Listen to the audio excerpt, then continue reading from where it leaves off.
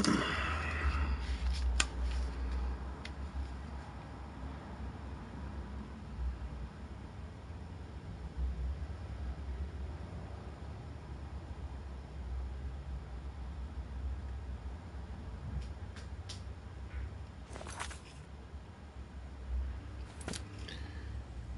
is David Ephraim Larkin. I'm resuming my Skyrim game from where I left off last Wednesday. I'll be playing today from now till 2 o'clock p.m. Eastern Standard Time. I'm currently about 1/3 of the way through the quest to find the 3 fragments of the Galder amulet. And here I am with my companion Lydia upon the smoky remains of the first conquered battlefield. I suppose I'll proceed with that right now. And so, but I'll open with a reading, I think, just to set the tone.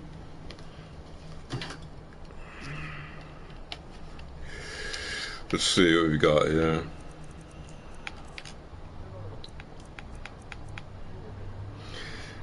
We're currently without a book, so never mind.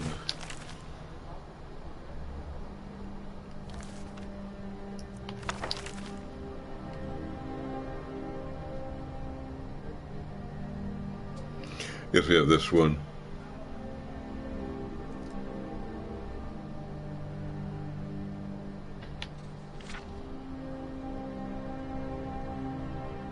We'll just start. 18th of Morning Star, 4th Air, 201. How long has it been since I first heard the Galder legend? 80 years? 100? I can think of nothing else now. My goal is at hand.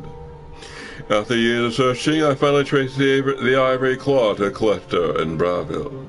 His death was necessary, but I have it. At last, I have it. 22nd of Morning Star, 4th Air, 201. 3 days of non-stop riding. I reached Annville ahead of my pursuers and took passage on the Ice Runner, bound for solitude once more. 29th of Morning Star, 4th Air, 201. The other passengers are becoming suspicious. Returning from dinner, I caught one brute rooting around in my quarters. I almost found the claw. Had the captain not intervened, I would have flayed him alive. I hope to spend the voyage sequestered in my room, reviewing my notes and preparing spells, but need to deflect some attention from myself. I'll have to mingle, pretend to be just another petty mage for now. Second of Sun's Dawn, 4th Air, 201. The brute claims to be an adventurer, off to seek its fortune in the ruins of Skyrim with his companions. Perhaps I could turn this to my advantage, use them as fodder for the traps and Draugr within the tomb. I can see the greed in his eyes. Yes, that should work. 3 days of solitude, the captain says. If I have to suffer these fools longer than that, I'll swim. 27th of Sun's Dawn, 4th Air, 201. With the brute and his companions in tow, I led our band across the marsh to Folgunther, where we made camp for the night. Little had changed in my first expedition 10 years ago, but this time I have the claw, and I will have the amulet. I spent all night preparing a synopsis of my notes in case some fragment of the tale or piece of ancient lore may be needed to bypass the warders in the tomb. Then I cast all my books and scrolls into the fire and reduced my life's work to ashes at long last. Today, the day of reckoning. If I can have the amulet, no one will.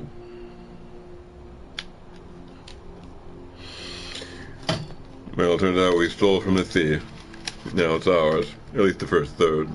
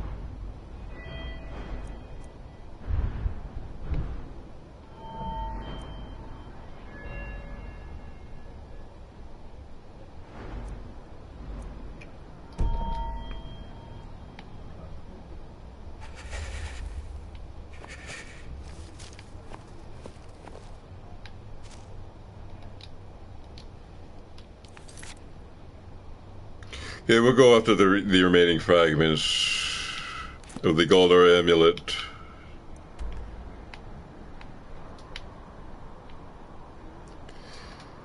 There's one here.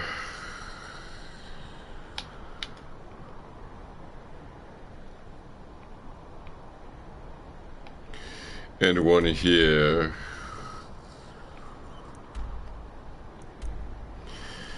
I think we'll go after this one first. Then we're going to try to retrace our steps across this difficult and cold pass. But first we'll spend the night at Morthal.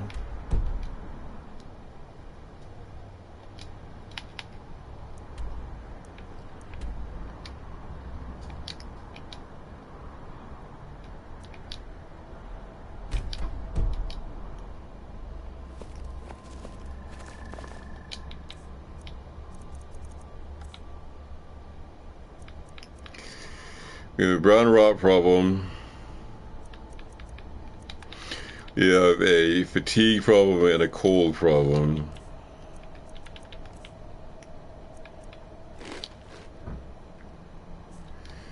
So, all that will require civilization to fix.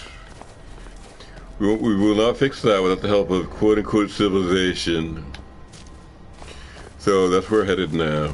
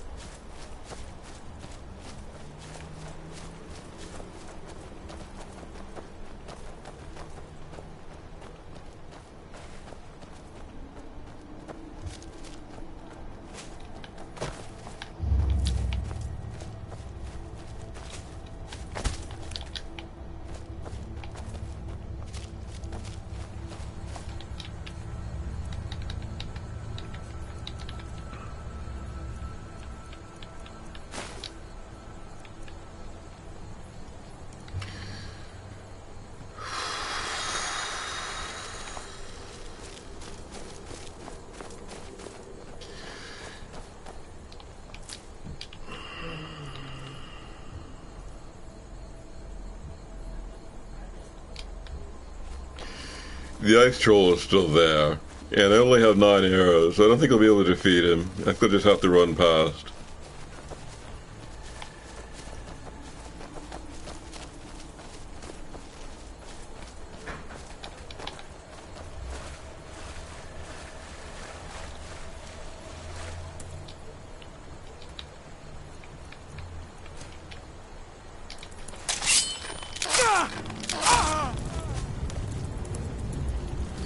That was unfortunate.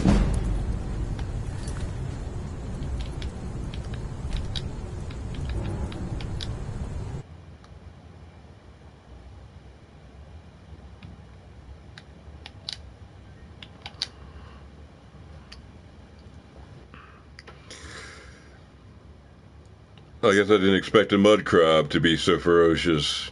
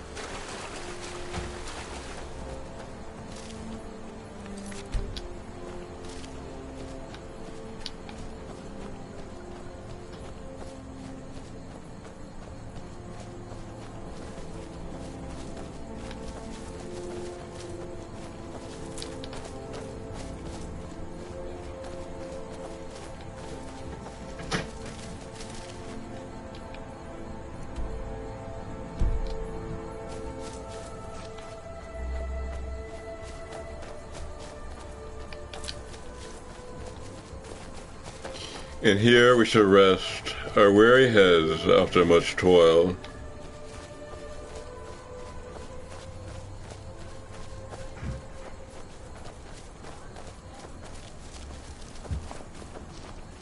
To sweet singing of the local background music. Heard they're reforming the Dawn Guard. Vampire hunters or something.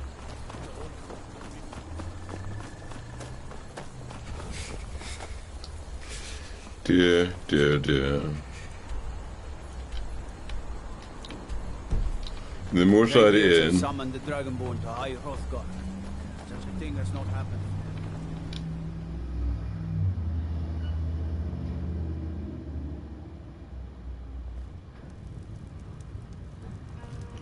The fire.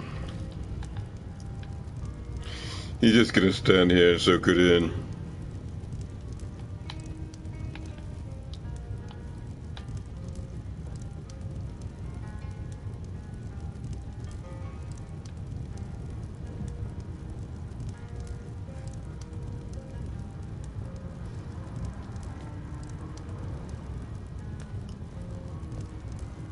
Why, good evening. What can I get you, Alva? What can't you get me, sweetie?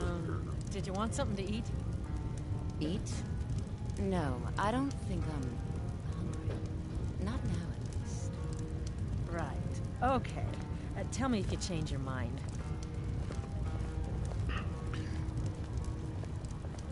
There ain't much to offer, but if you want a place dry to spend the night, I'll rent you a room. Take a look.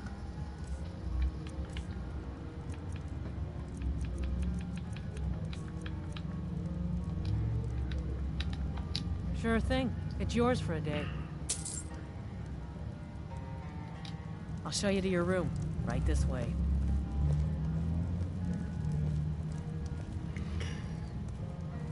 Let me know if there's anything else you need.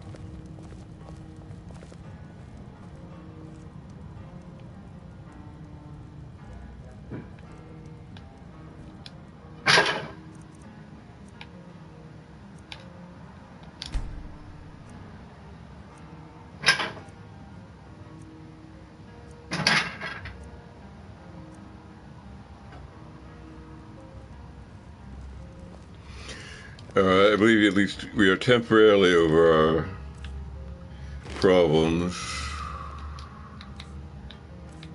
Our survival problem, except for the brown rot.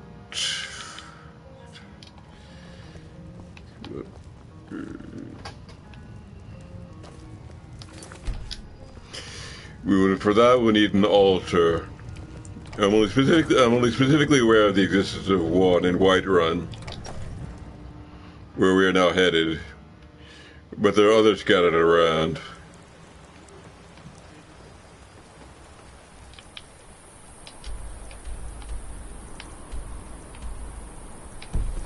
Maybe even one here somewhere.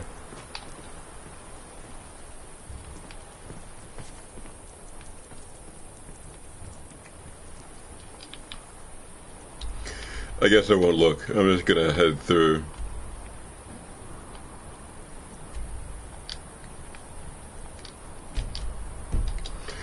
This dangerous crossing I shall again attempt.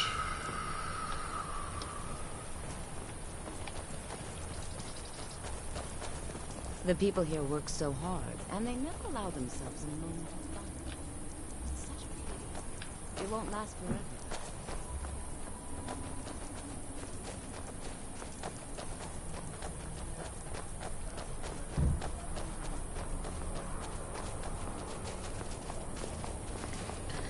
Cold will become a problem.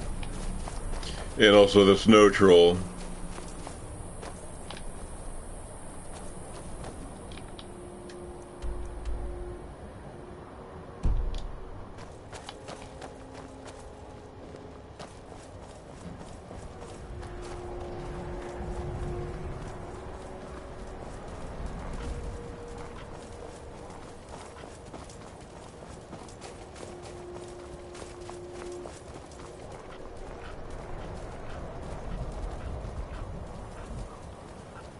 At least it's sunny.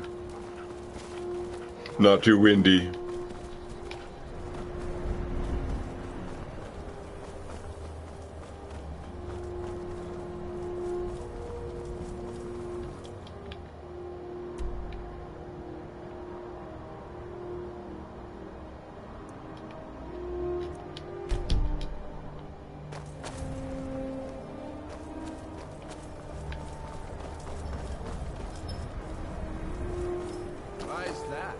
Hail, friend.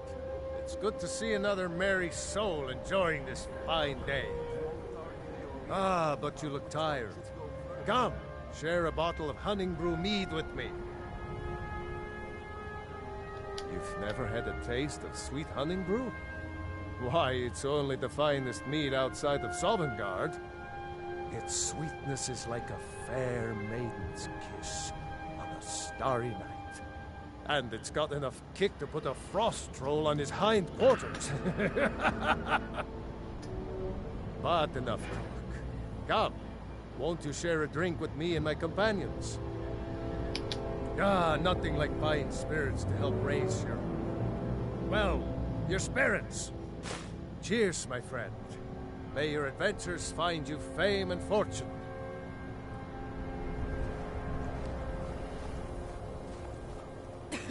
Well, they're indeed pleasant revelers.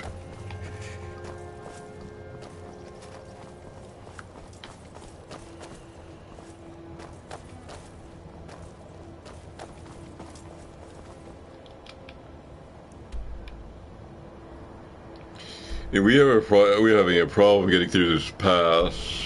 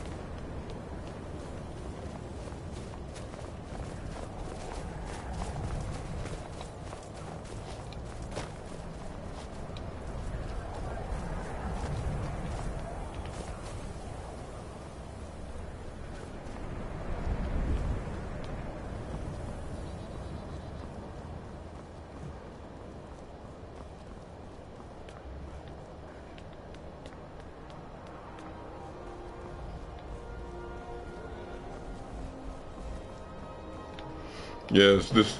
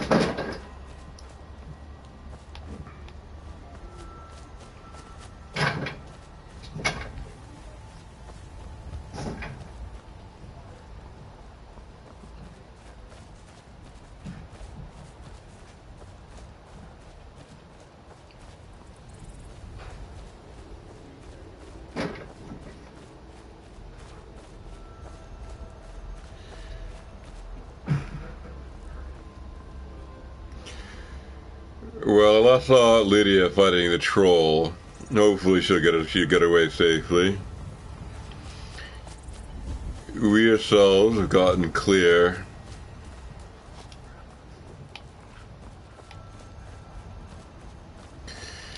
You're now in this excellent region. We have treasure to sell from our expeditions, so we will occupy ourselves with that first.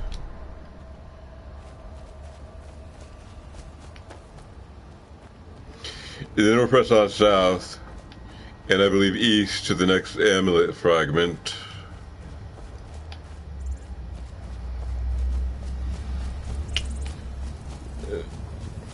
Contained, of course, within a dungeon.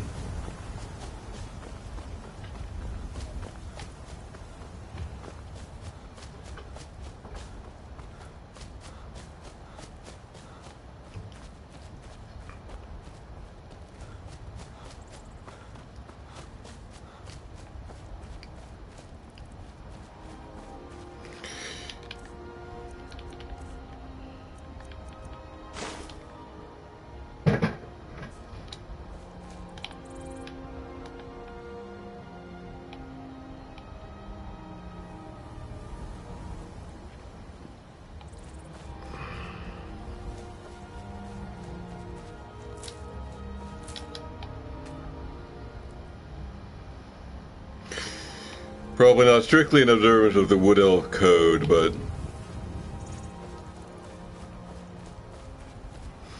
it's necessary to broaden yourself. To reach beyond the ancestral leafy bower. Get to advance foreign ideas.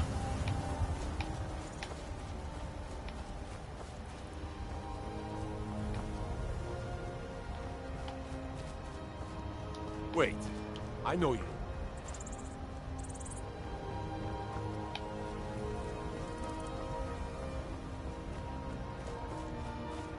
And here we are.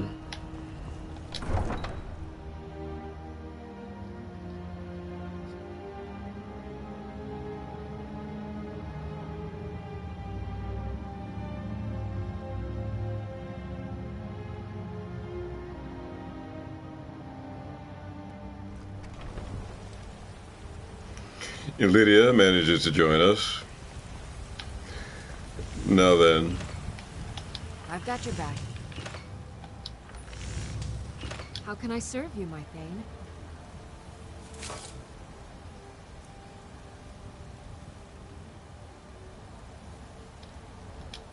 Lead on.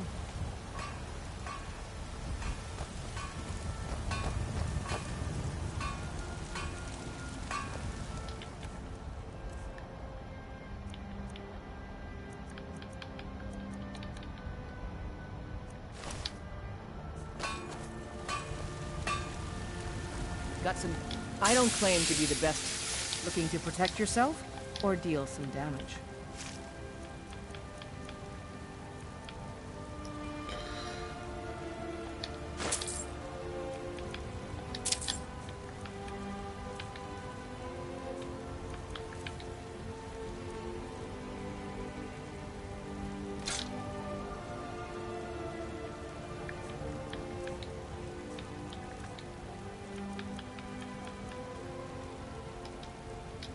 Don't forget to check inside the shop if you need anything.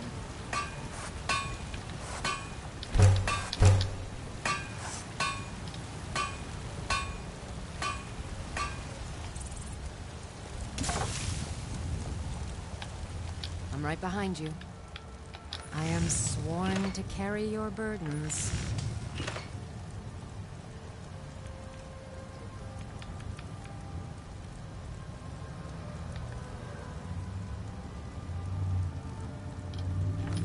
Lead on.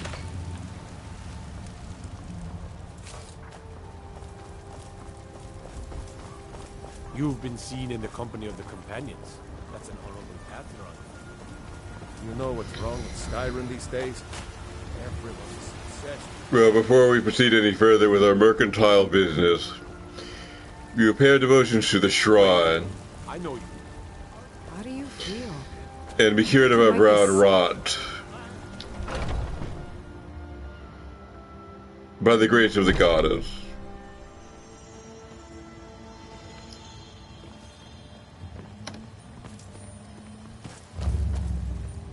I feel better already. The Shrine of Kinnereth.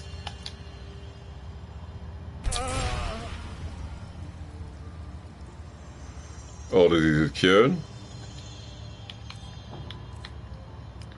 The brown rot does not trouble us anymore.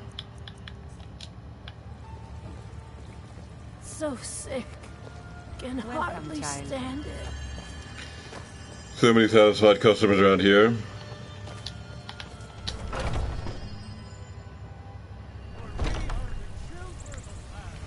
Alright, now we're going to go on buying. Could you spare a coin? We're going to go on With my mother. buying and selling. Mainly selling. You tried mercenary work? It might suit you. Ripe fruit and fresh vegetables for sale. Straight from the fields and orchards of Whiterun to your table. Take a good look around. I'm sure you'll find what you're looking for. If not, let me know. I might have it stored away. Everything's for sale, my friend. Everything. If I had a sister, I'd sell her in a second.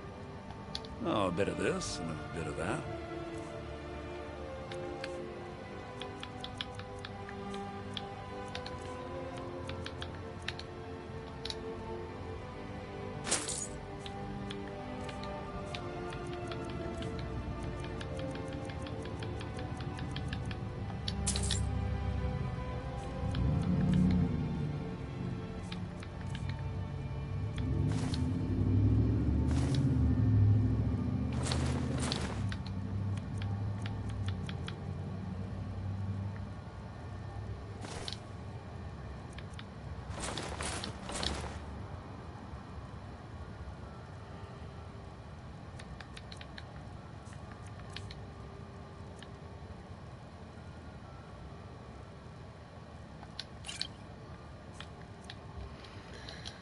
Do come back.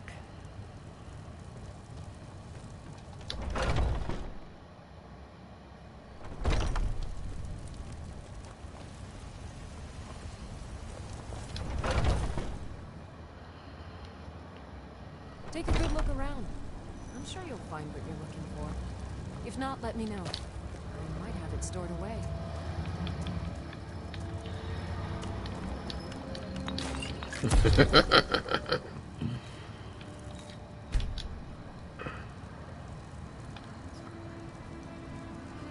I sell cures for all ills, and I'll be happy to serve you. You look rather pale. Could be ataxia. It's quite a problem back home in Cyrodiil. Take a look.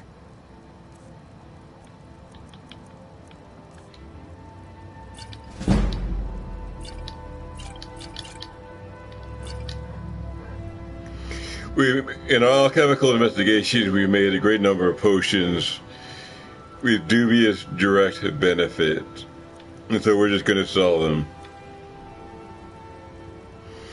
It's actually quite a profit driver. Come back anytime if you need a remedy.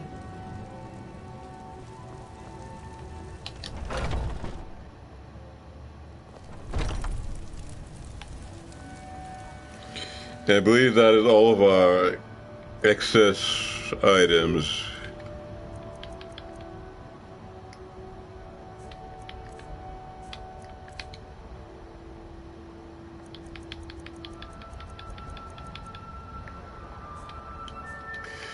I suppose we can do a little final cooking at the end.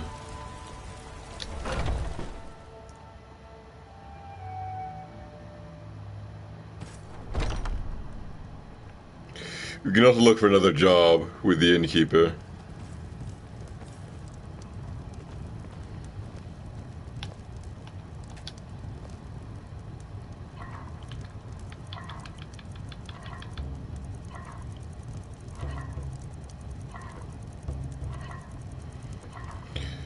No.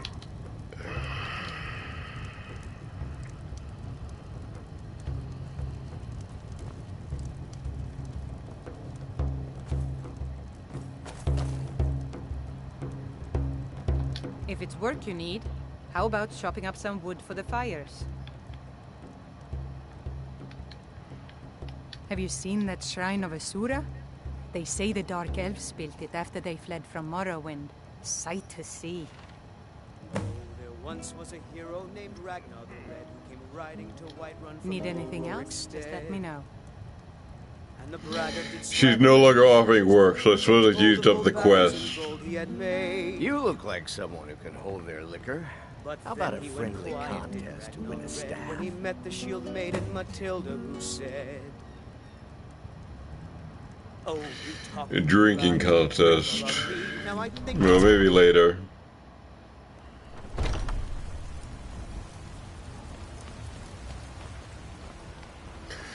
Okay, I believe that concludes our business in town. We'll save and then go on.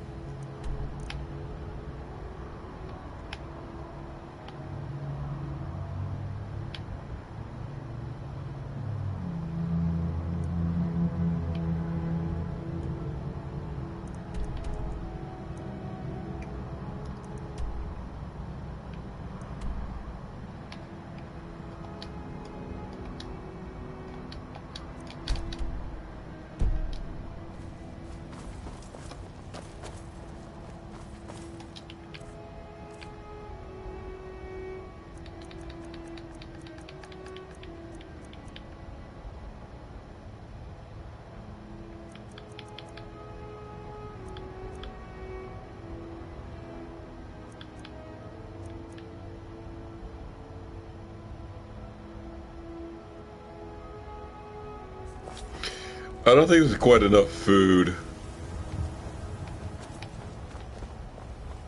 I work for Bellathor at the general goods store. You know what's wrong with Skyrim these days? What's the matter? You can't stand the sight of Skyrim. Yes.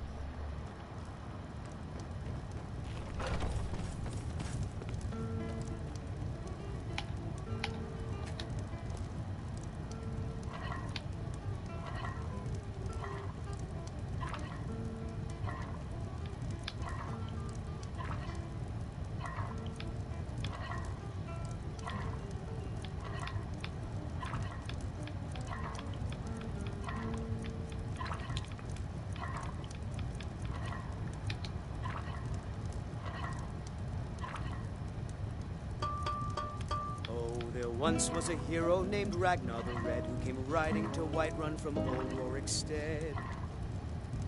And the braggart did swagger and brandish his blade as he told of both battles and gold he had made. But then he went quiet, did Ragnar the Red, when he met the shield maiden Matilda, who said, "Oh, you talk and you lie and you drink and you feed. Now I think it's high time that you lie down and bleed." If it's work you need, how about chopping up some wood for the fires? Drink for the thirsty, food for the hungry.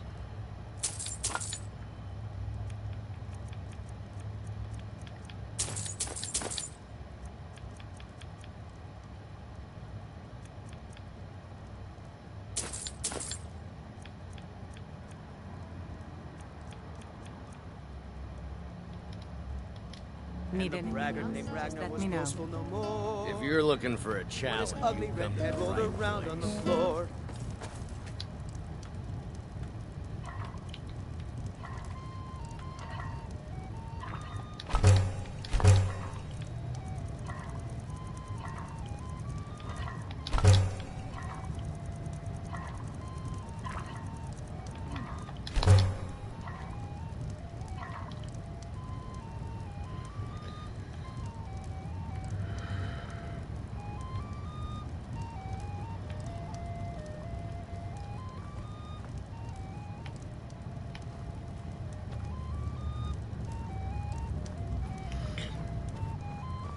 Alright, I'm going to hope that's sufficient. It's a little sparing, but... Well, before I give up...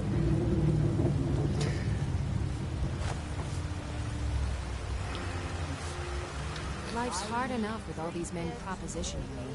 But that bard is the worst. Trinkets, odds and ends, that sort of thing.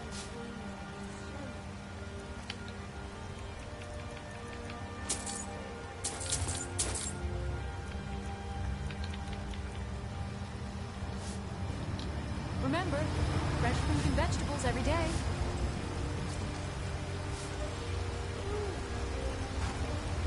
Finest cuts, fresh from the wilds. Some may call this junk. Me, I call them treasures.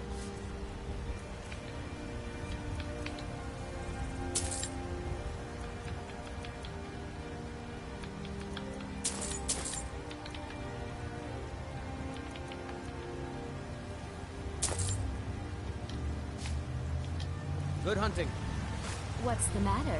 You can't stand the sight of a strong Nord woman? Need something?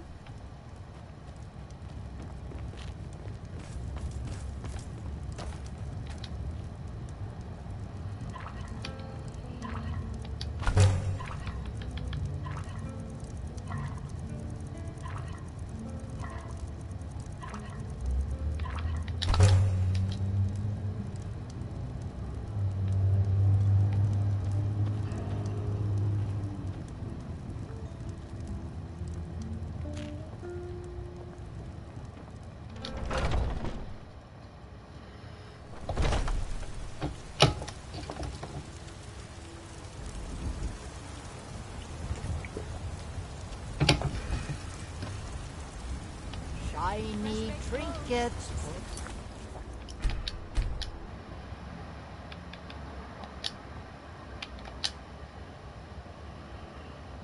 Lady, all crafted by the great Haver.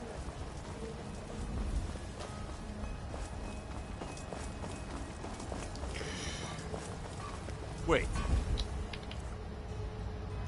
I know you.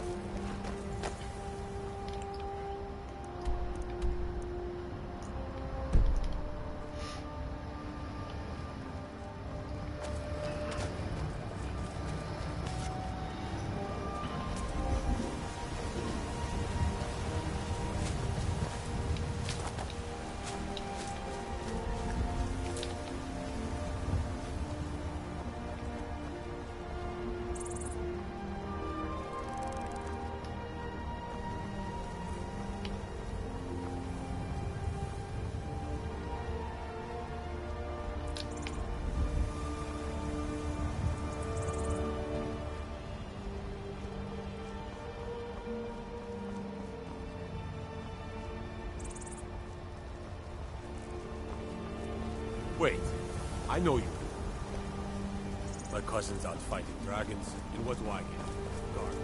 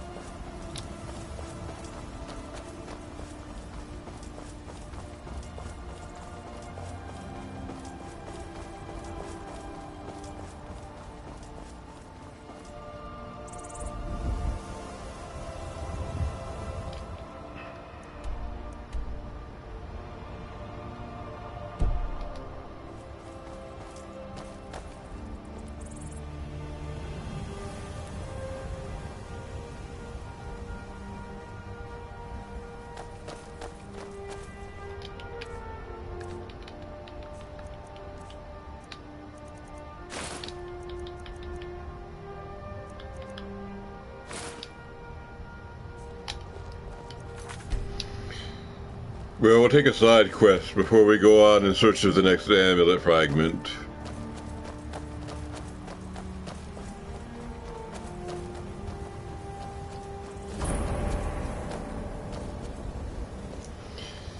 We will pay a visit to this cave.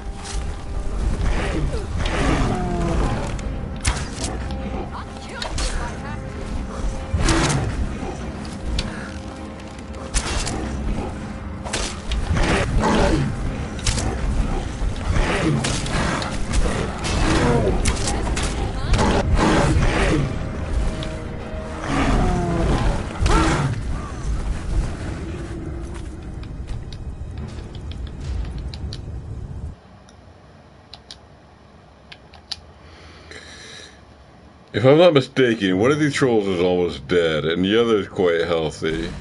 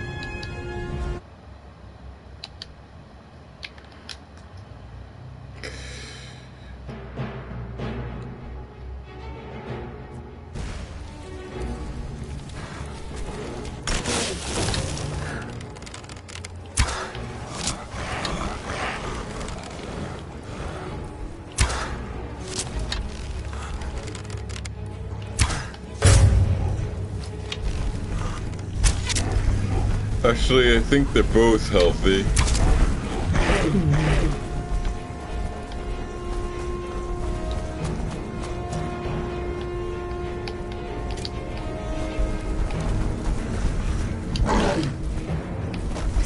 I think we have to leave.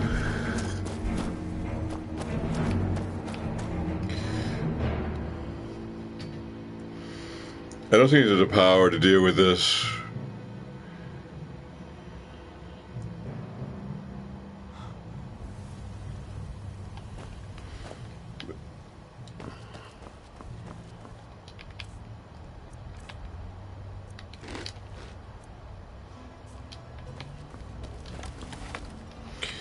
But in exchange for all that, I managed to pick up Froki's bow.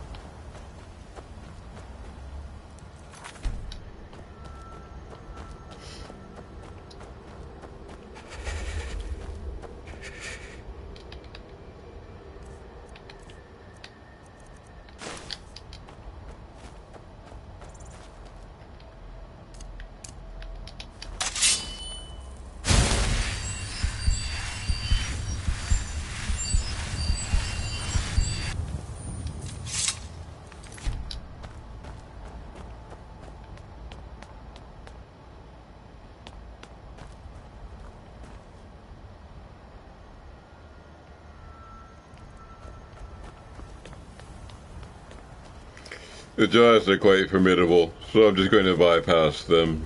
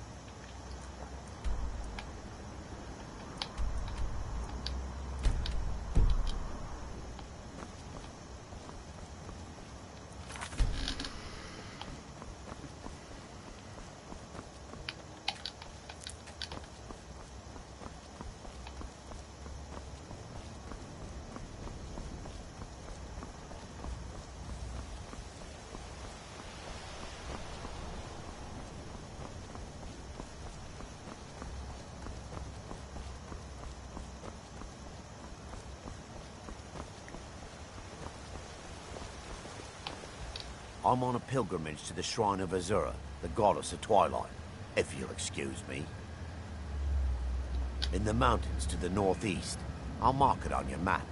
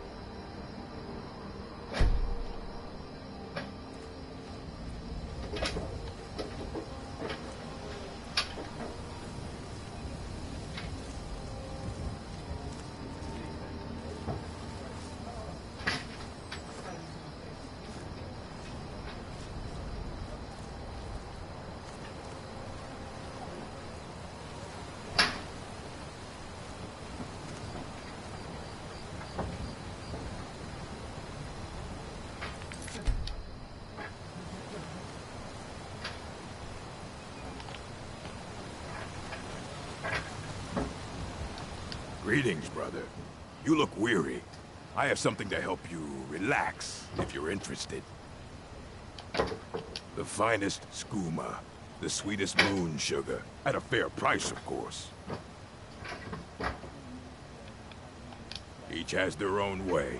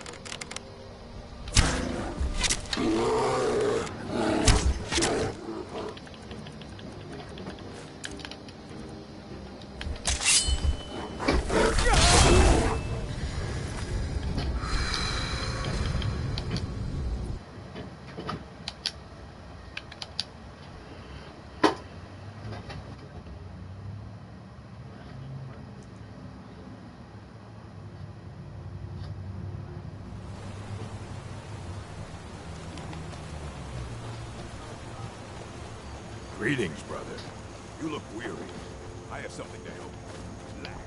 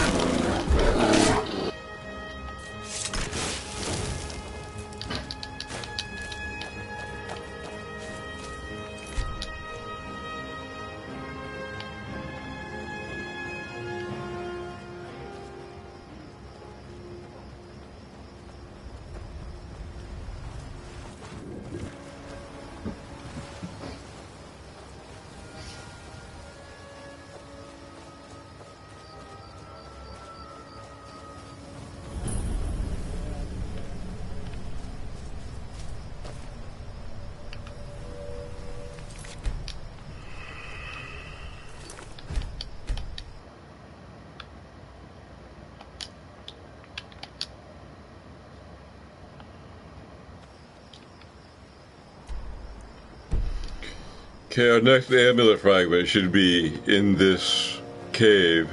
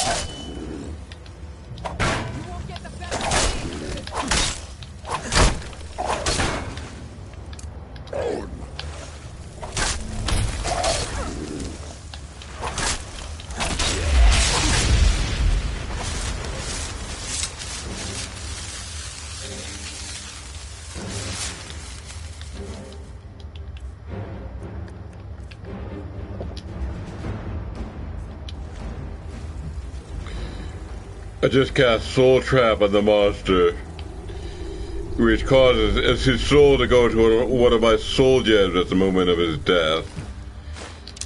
And I can use that to power up magic items and create new ones.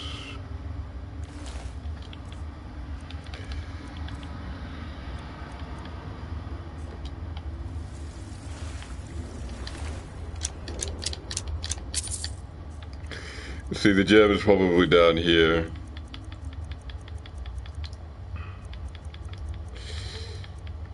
It looks like he had a lesser soul. And the moment I killed him, his soul transformed one of these lesser soul gems into a lesser soul gem filled with a lesser soul.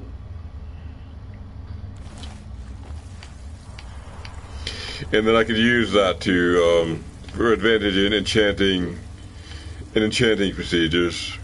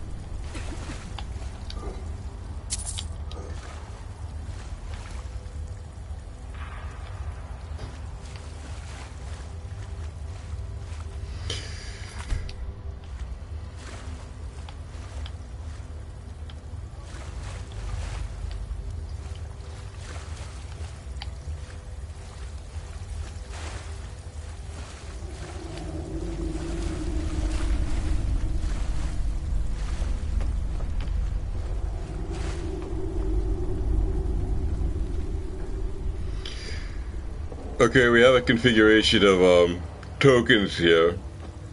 Hawk, whale, snake.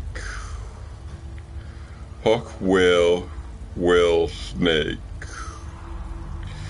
Okay, I'm gonna line this first one up with the hawk.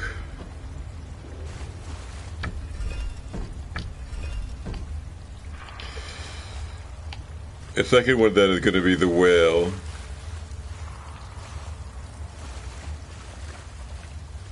This whale. They have to match another whale and then a snake.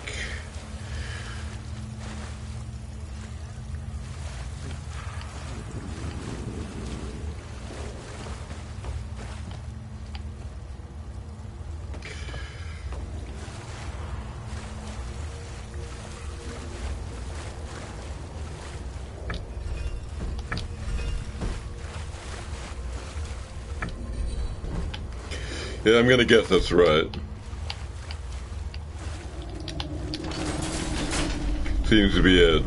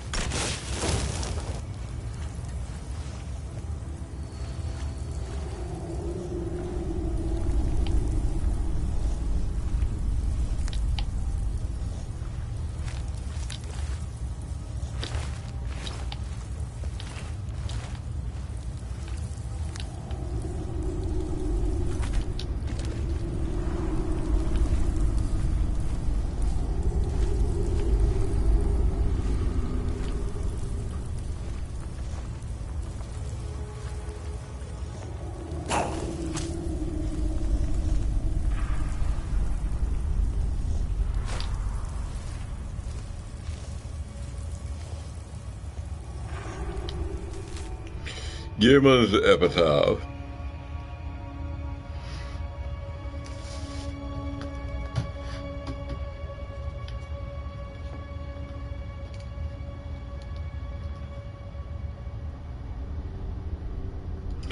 Lord Gearman, Archmage of Windhelm, Lord Battlemage to King Harold.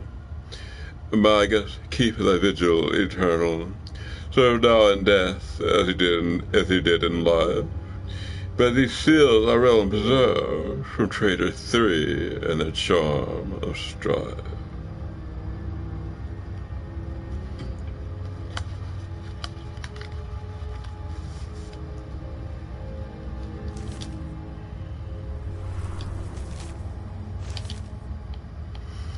This could be the okay. It's the Archmage Gearman.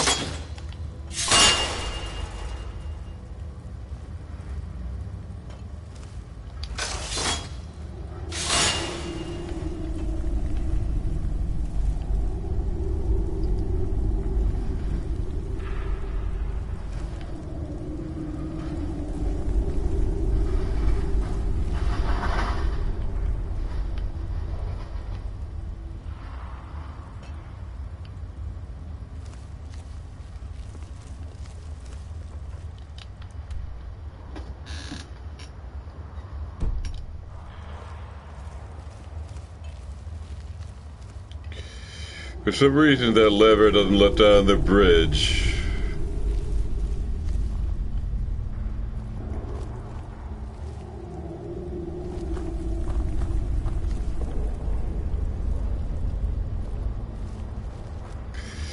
It's going to take a switch of some kind to activate the proper function. What switch, I don't know.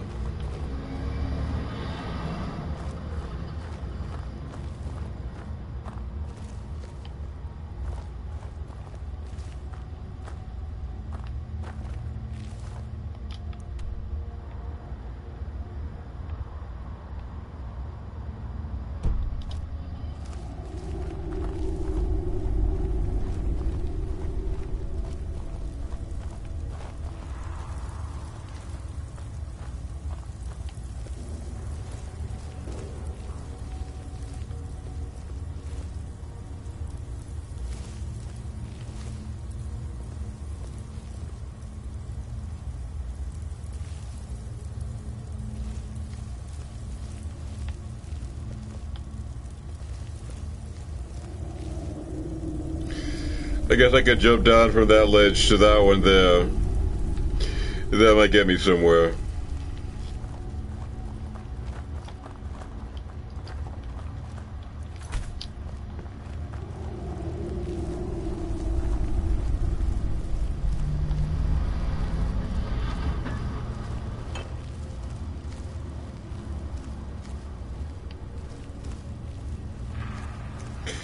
Here we are.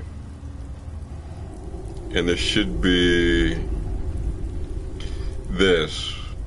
I can jump from here down there, then try to make further progress.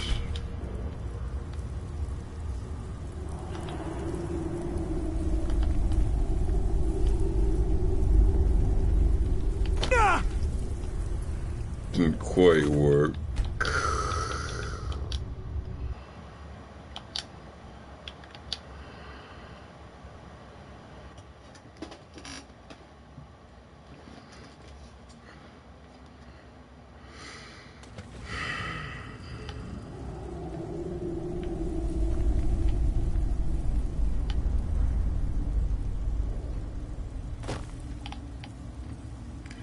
Okay.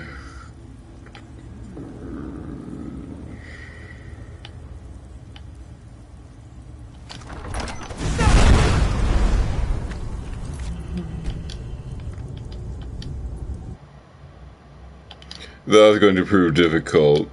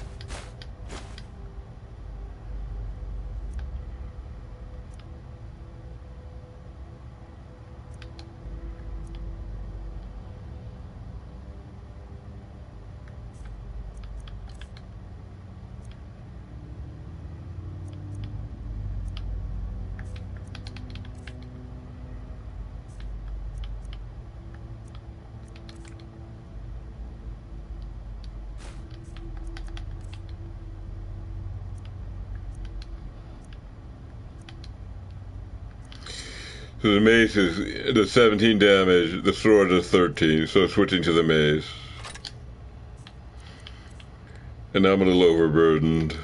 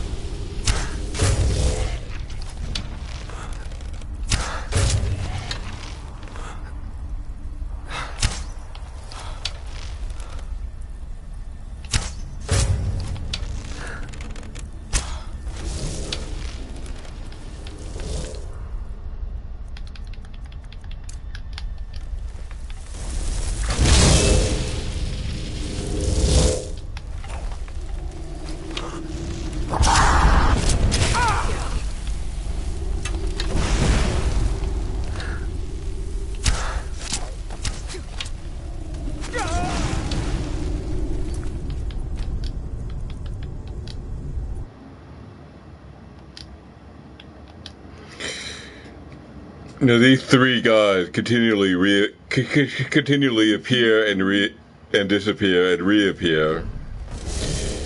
It's kind of a shell game. One of them is real. The other two are illusions.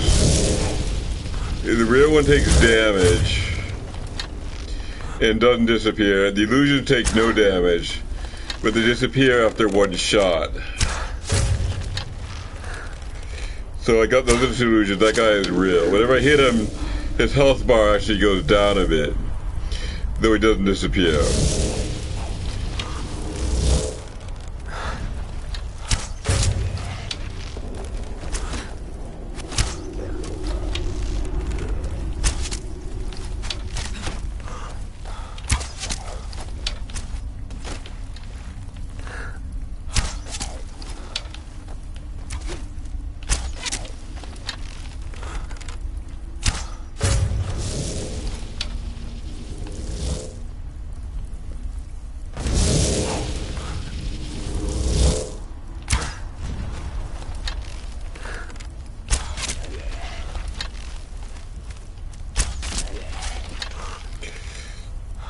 Their guy's the real one. The other two were illusions. I can only damage him by hitting the real one.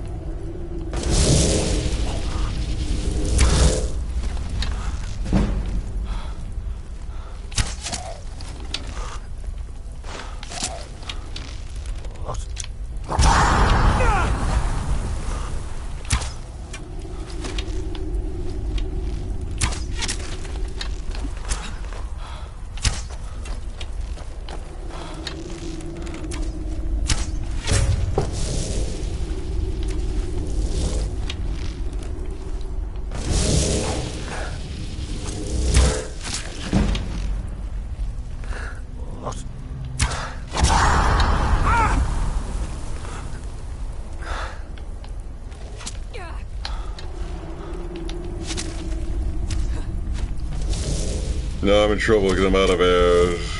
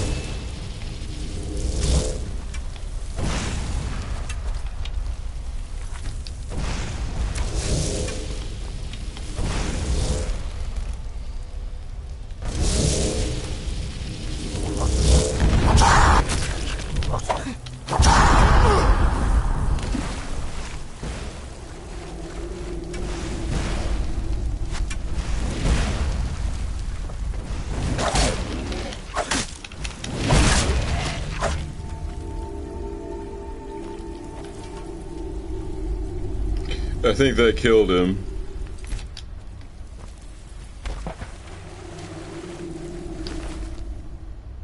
And we have this thing as our prize.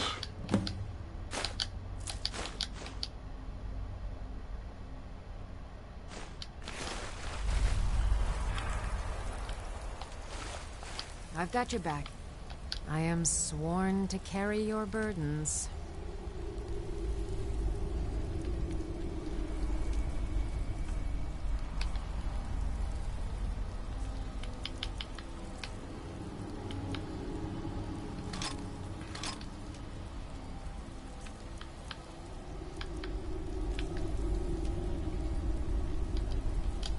Lead on.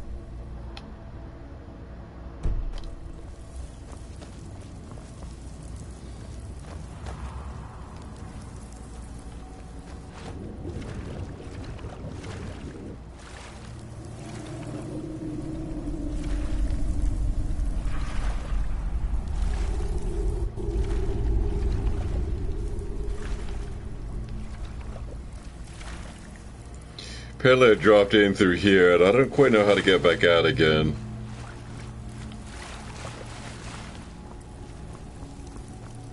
A little bit confusing.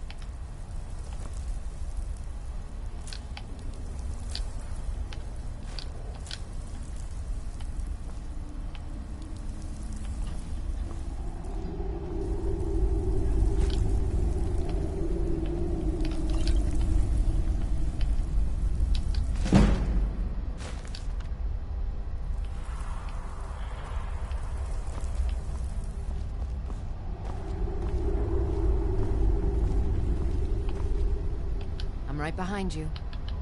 How can I serve you, my Thane?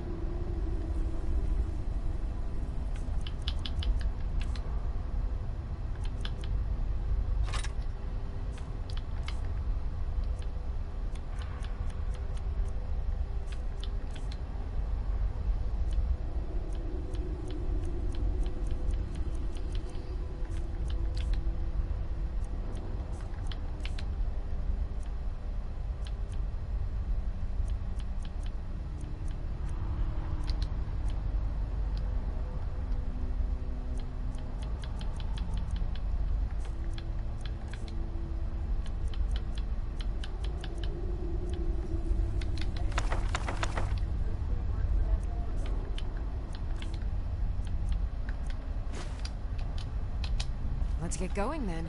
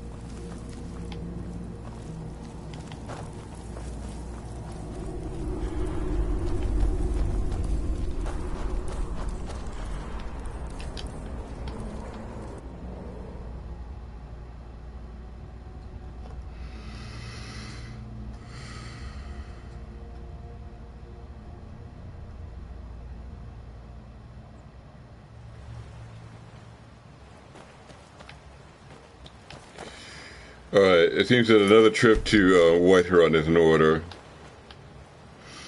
You disburden ourselves of our treasure and contemplate our next move.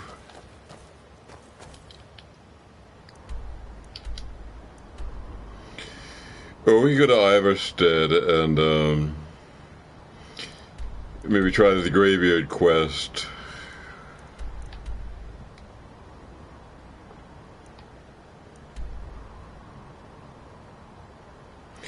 Well, at least have a look in here since it's not far away.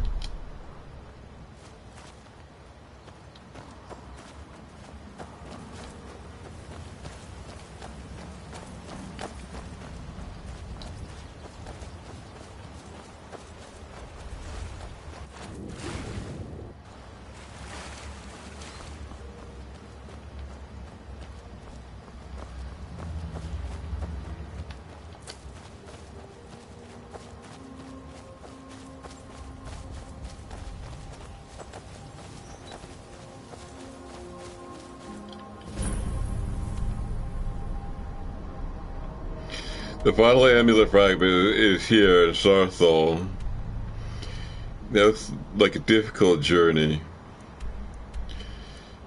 We should probably go here and then east to Dawnstar, and finally here. And we may then conclude by visiting Winterhold and the Mages Guild in that place.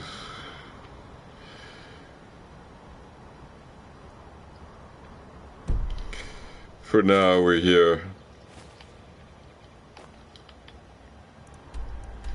This is Iverstead. At the beginning of this step, the climb of 10,000 steps, which proceeds up the slopes of this mountain to High Hrothgar, which is the citadel of the Greybeards, who have taken interest in our dragonborn talent and are offering to impart wisdom, according to the Jarl of Whiterun, who we have consulted, who has made us his thane and awarded us Lydia as our housecarl. And so we're going to follow that quest and go to High Hrothgar from here. Or we may continue to search for the Galder amulet fragments here. And maybe then go on to Winterhold and try to become a more serious mage. So to begin with, we're going to investigate this town and the Graveyard quest, which certainly starts here, or continues, I should say.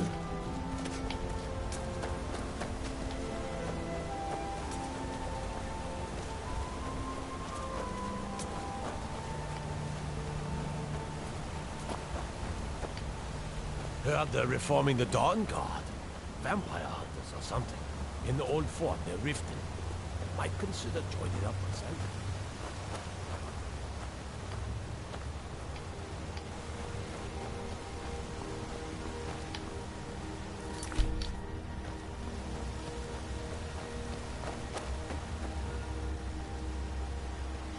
So we are very tired, so we'll spend the night at this inn.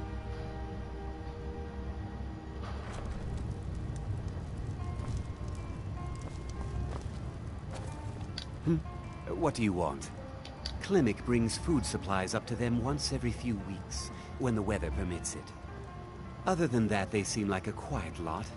Don't really know too much about them. What a boring conversation. If I were you, I'd keep away from the barrow on the east side of town. It's haunted. The Greybeards are a solitary lot. I don't think they've ever ventured outside their monastery. We get the occasional pilgrim passing through here on their way to the summit, but almost all of them have returned disappointed. Here, take a look at this. Some of the Jarl's men came by and left this bounty letter.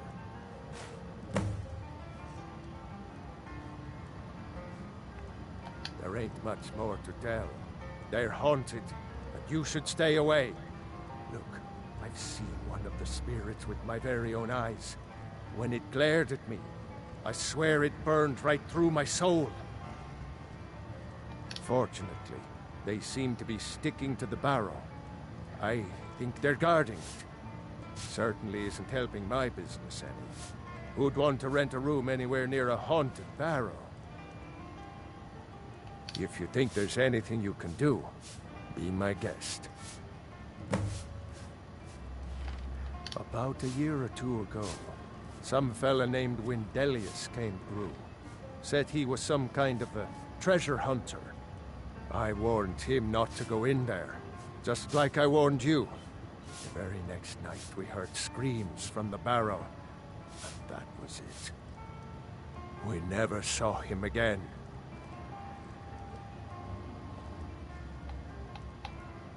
Drink for the thirsty, food for the hungry.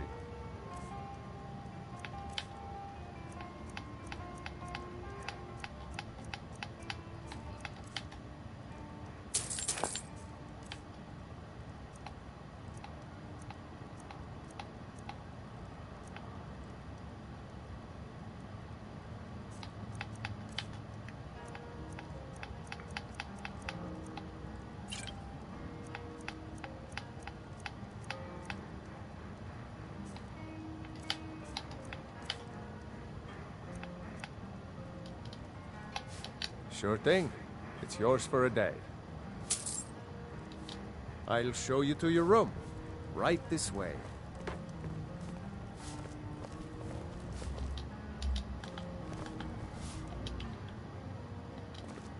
Let me know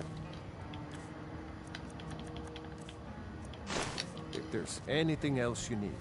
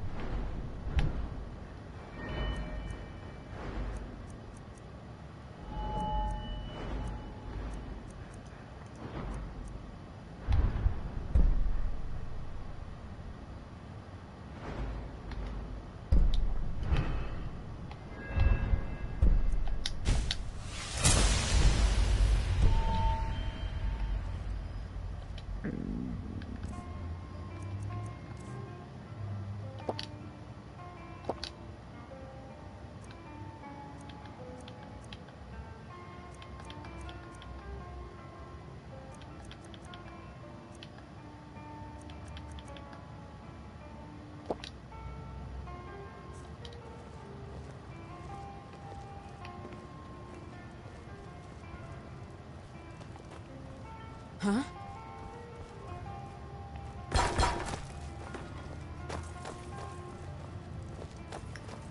Pardon me, my lord. Would you care to hear me play my lute? If you fancy a bit of music, let me know. I play the lute. If you'd like to hear something, it only costs 5 gold. Thank you, my lord. You don't look like a pilgrim. Why bother visiting Iverstead?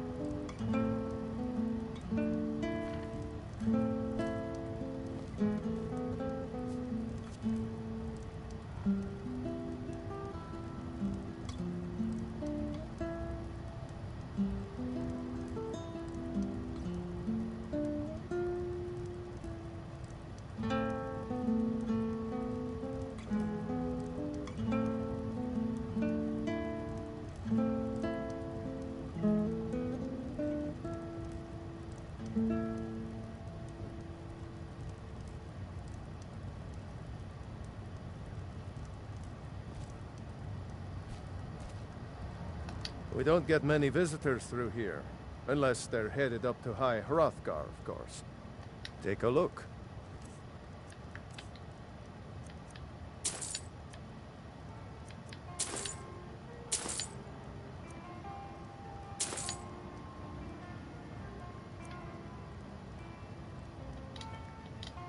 Keep your eyes open in the barrow. That's how they get you. What do you want?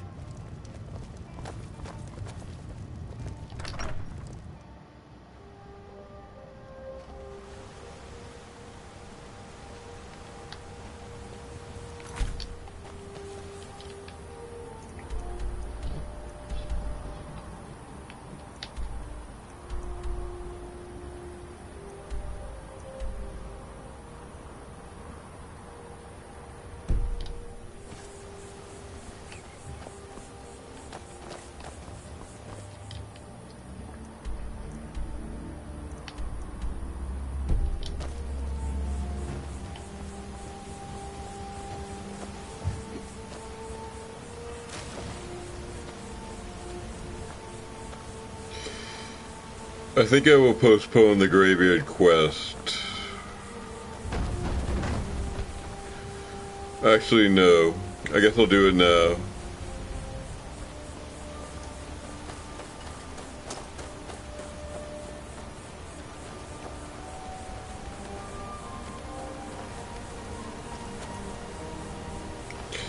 Before I do that,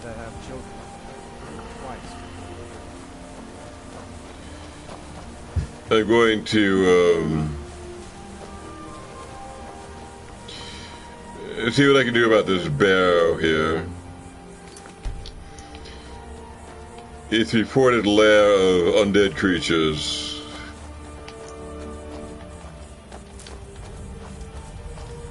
Is that one of the old ruins?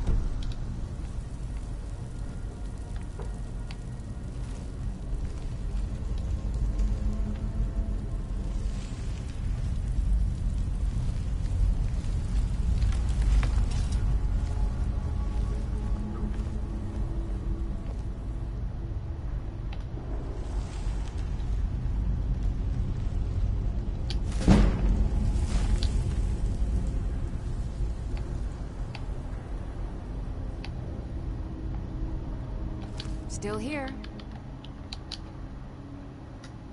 I am sworn to carry your burdens.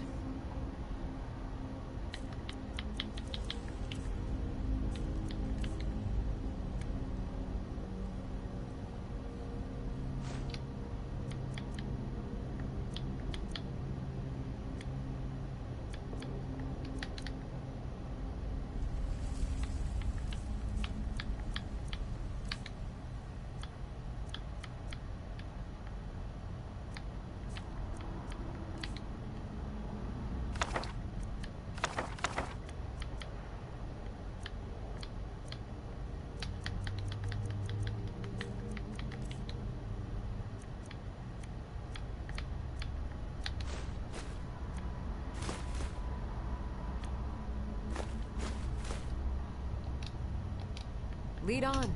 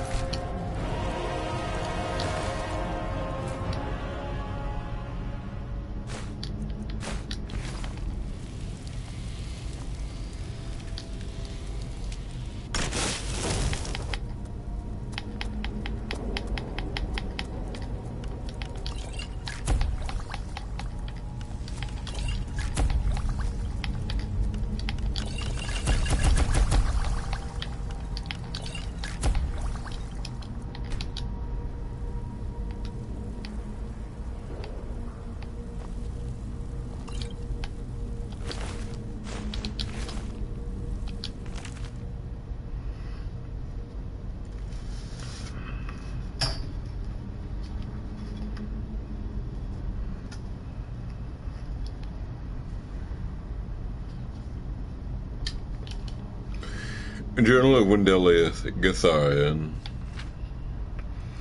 4th Hour, 218, Morning Star. I set up camp inside the barrow. This has to be the place. According to all of my research, the burial chamber should be located here. All I need is some time undisturbed to find the claw. It must be hidden here somewhere. 4th Hour, 225, Morning Star. Had a close call today with that fool Wilhelm.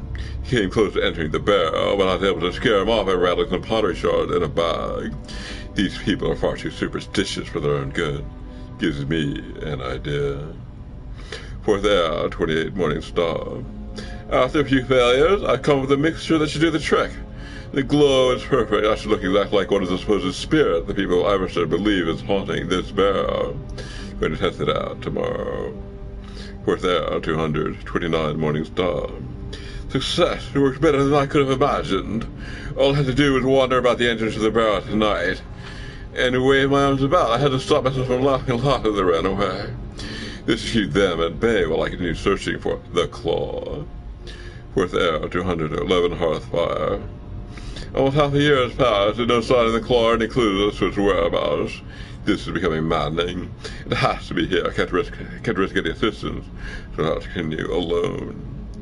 4th hour, 220 Sun's Dusk. It isn't here. It can't be here. This isn't right. It must be the people of Iverstead. They must be on to my ruse, and they're toying with me. They want to find the burial chamber on their own. They want to find the burial chamber on their own and keep their riches for themselves. 4th hour, 218 Evening Star. Why are they tormenting me? Why not just destroy me? Who am I? My head is becoming clouded. I can't remember anything. I have to read my journal to remember my purpose. Am I a part of this tomb? Am I meant to guard it? What's becoming of me? 1st hour, 10:50. They shall not take my treasure. They shall all pay dearly for their crimes. Any who set foot within these walls will taste my wrath, my power. I am the guardian shard house bearer. All who oppose me will fall.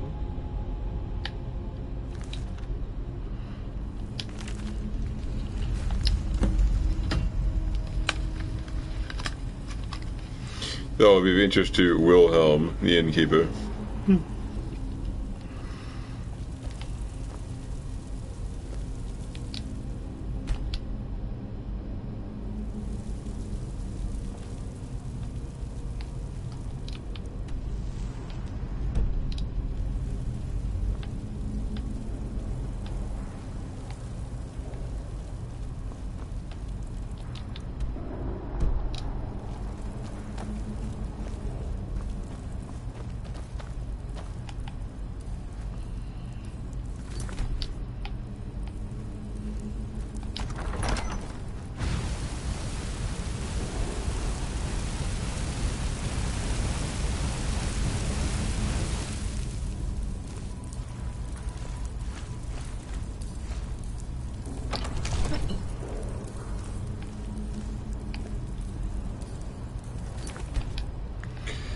The claw, I obviously have to find.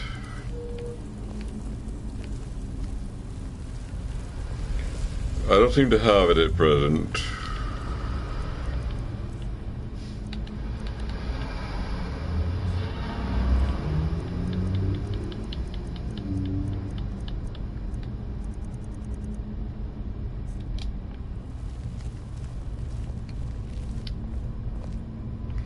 The sapphire claw. Perhaps the innkeeper could give me a lead.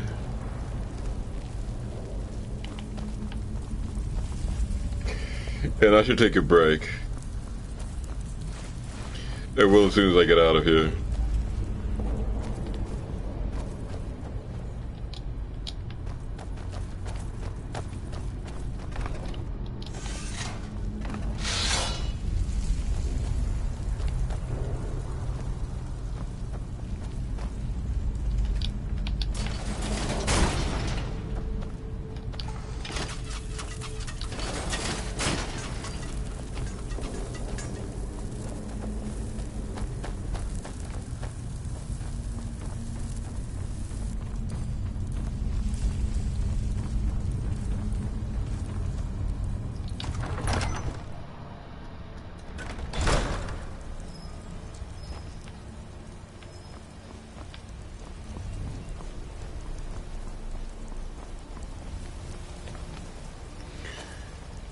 Alright.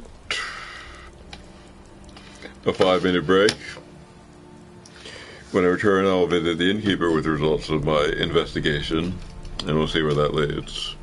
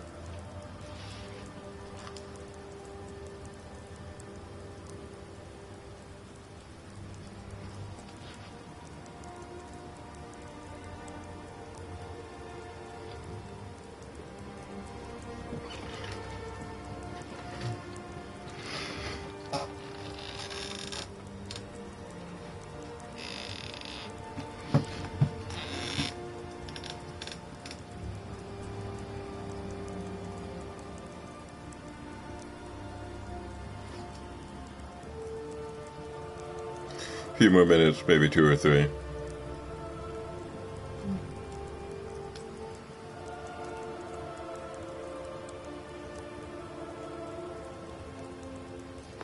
Or I should say, rather, this. In sand.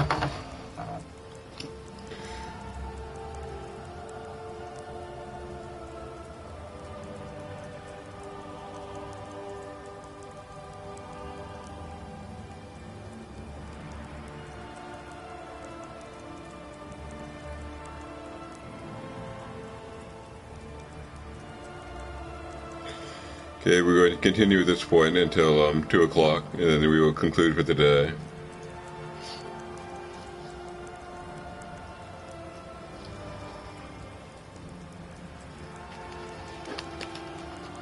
Right, that's it.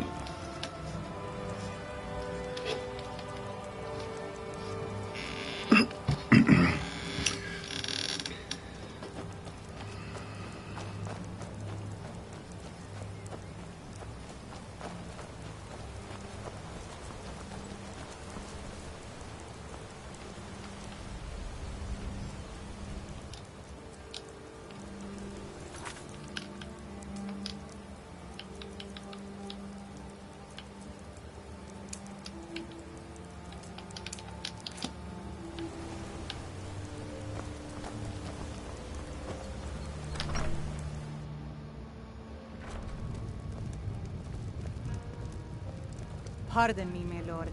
Would you care to hear me play my lute? We don't get many visitors through here, unless they're headed up to High Hrothgar, of course. Let me see that. I can't believe this. It was all just a fabrication of this Windelius character. I can't believe we were so stupid. Well, least I can do is give you something for taking care of him. If you won't accept it as a payment, consider it a gift. There we go. If you pass through again, stop by for a drink. He gave us the Sapphire Dragon Claw.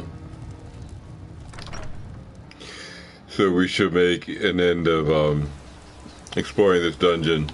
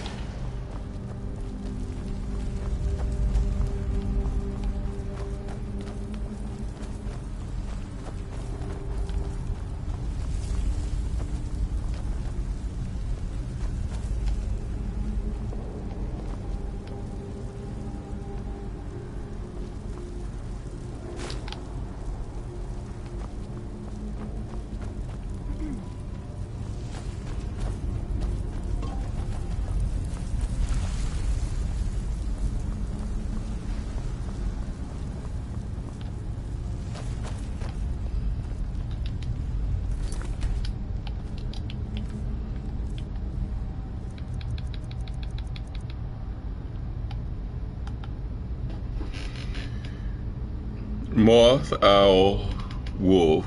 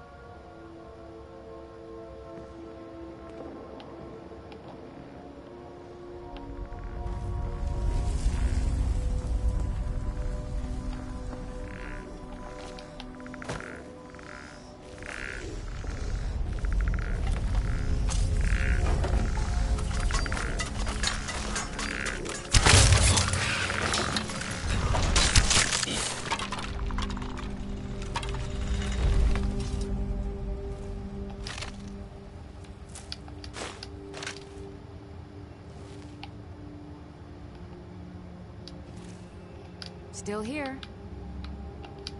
I am sworn to carry your burdens.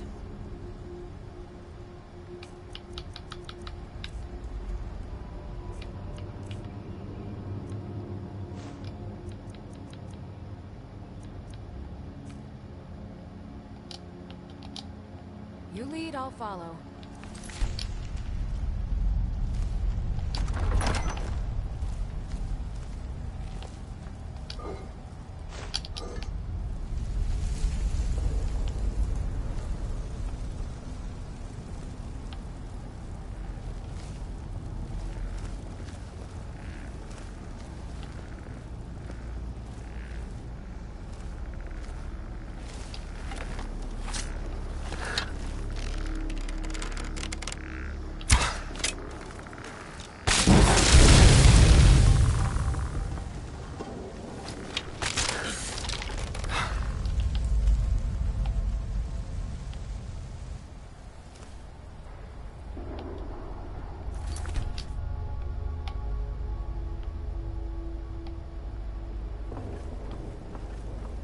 Oh.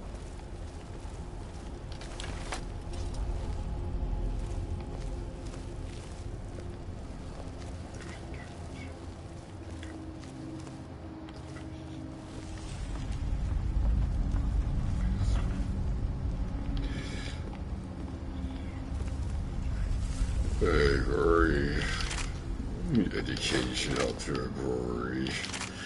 No, he doesn't listen to Drew. You are getting hunted down. I don't care about your faith gets to be here. I'm right behind you. How can I serve you, my Thane?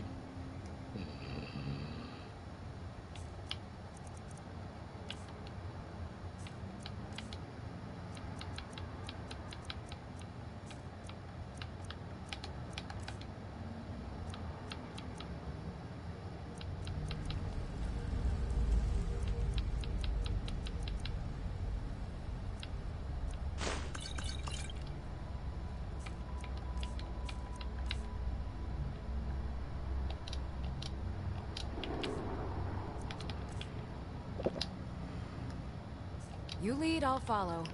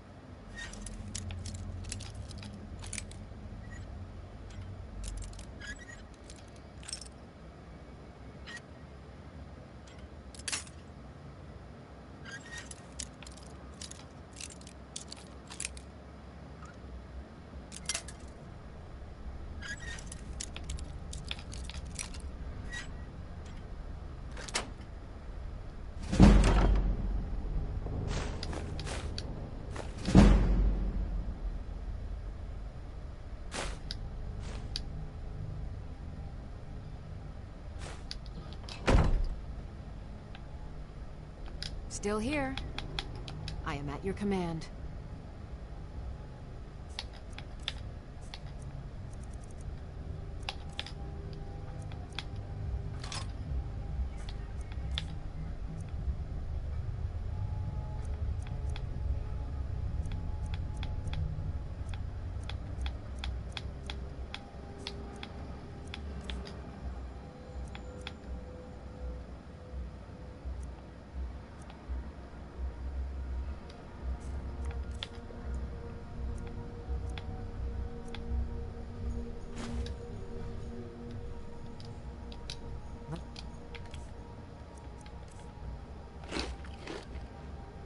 Going then.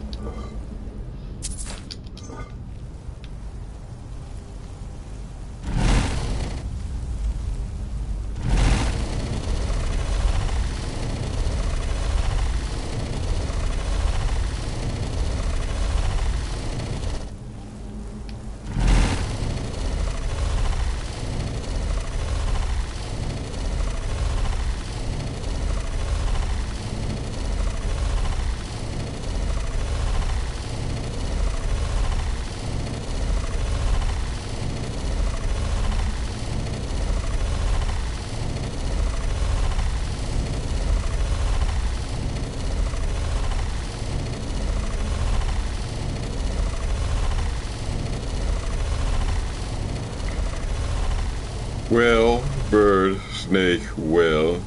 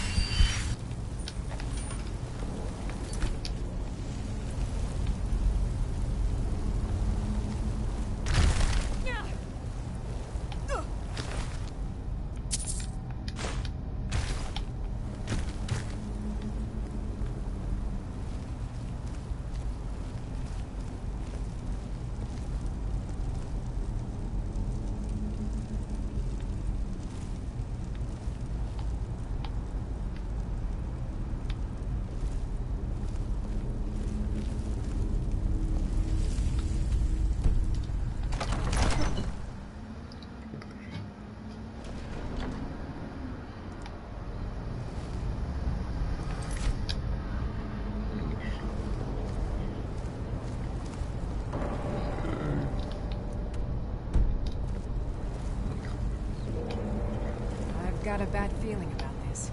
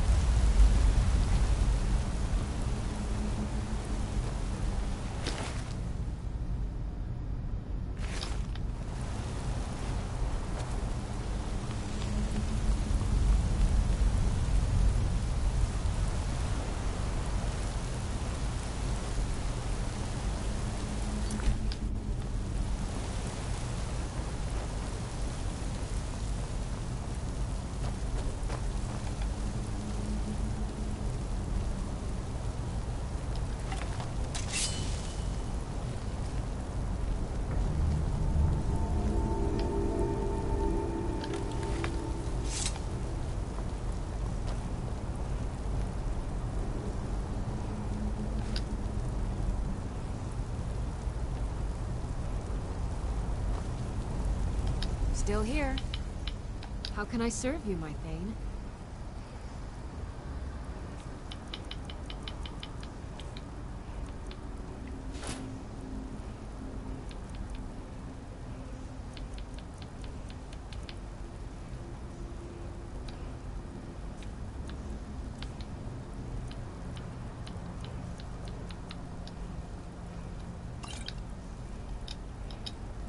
You lead, I'll follow.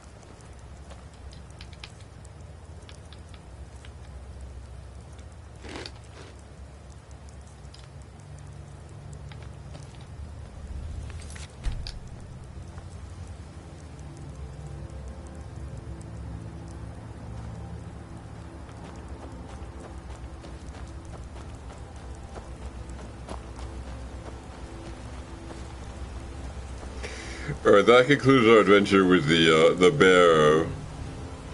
We managed to plunder everything and destroy all the monsters, so that's successful. Lydia has a nice suit of dwarven armor. Looking good. Now we're going to take this the path, the high mountain path Forming the Dawn God. to the graybeard at the summit here. On your way up the 7,000 steps again? The 7,000 steps. Not today. I'm just not ready to make the climb to High Hrothgar. The path isn't safe. Aren't the Greybeards expecting some supplies? Honestly, I'm not certain. I've yet to be allowed into the monastery. Perhaps one day. Passing through on your way to High Hrothgar? About to make a delivery up there myself. Mostly food supplies like dried fish and salted meats. You know, things that keep fresh for a long time. The Greybeards tend not to get out much, if you catch my meaning. Well, it's kind of an understanding between us. I mean, it just wouldn't feel right to charge them for a bit of preserved food. Trouble is, my legs aren't what they used to be, and climbing the 7,000 steps takes its toll. Really? Well, that would be kind of you. Here, take this bag of supplies. At the top of the steps, you'll see the offering chest. Just leave the bag inside, and you're done. Well, there's the occasional wolf pack or stray, but that's all I've ever had to deal with. Shouldn't be a problem for the likes of you. Other than that, watch your footing. In these wintry conditions, the stairs can be treacherous. Be careful up there.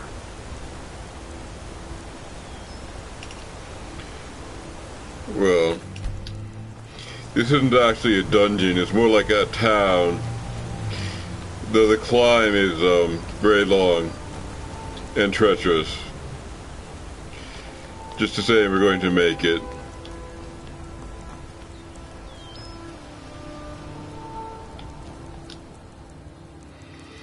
Emblem 1. Before the birth of men, the dragons ruled all Mundus. Their word was the voice, and they spoke only for true needs. For the voice could blot out the sky and flood the land.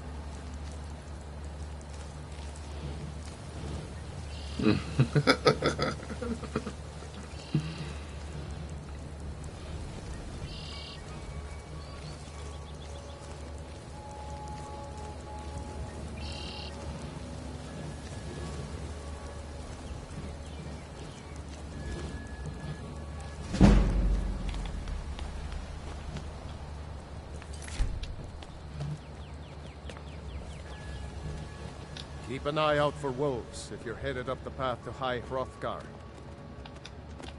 I did. Strange days when the monks will do that. I wonder what it means. I like to spend time up here. Walk the steps. Meditate on the emblems. Doesn't hurt when I bag some game along the way. They're not the sort to take visitors. But I never go that high up the path anyway. Some folk who make the trip leave them food or other essentials, but not to make conversation. Good day.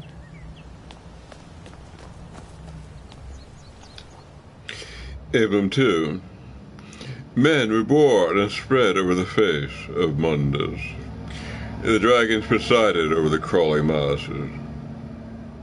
Men were weak then, and had no voice.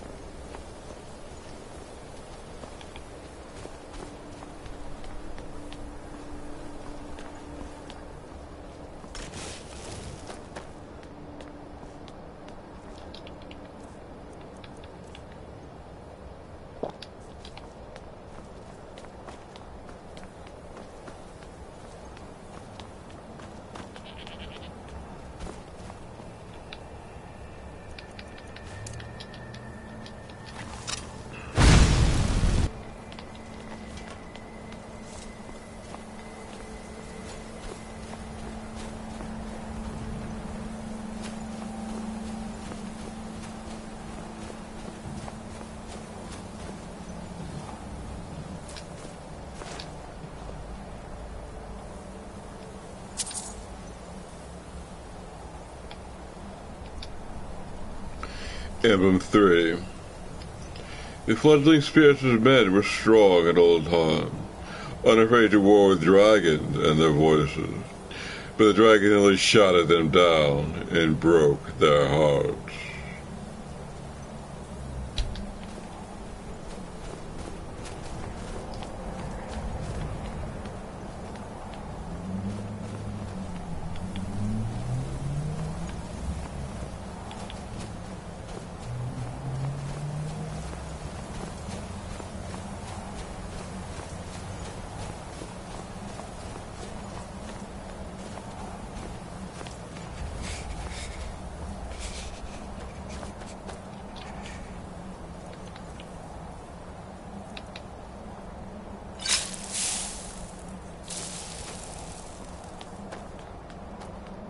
That was a resist frost potion.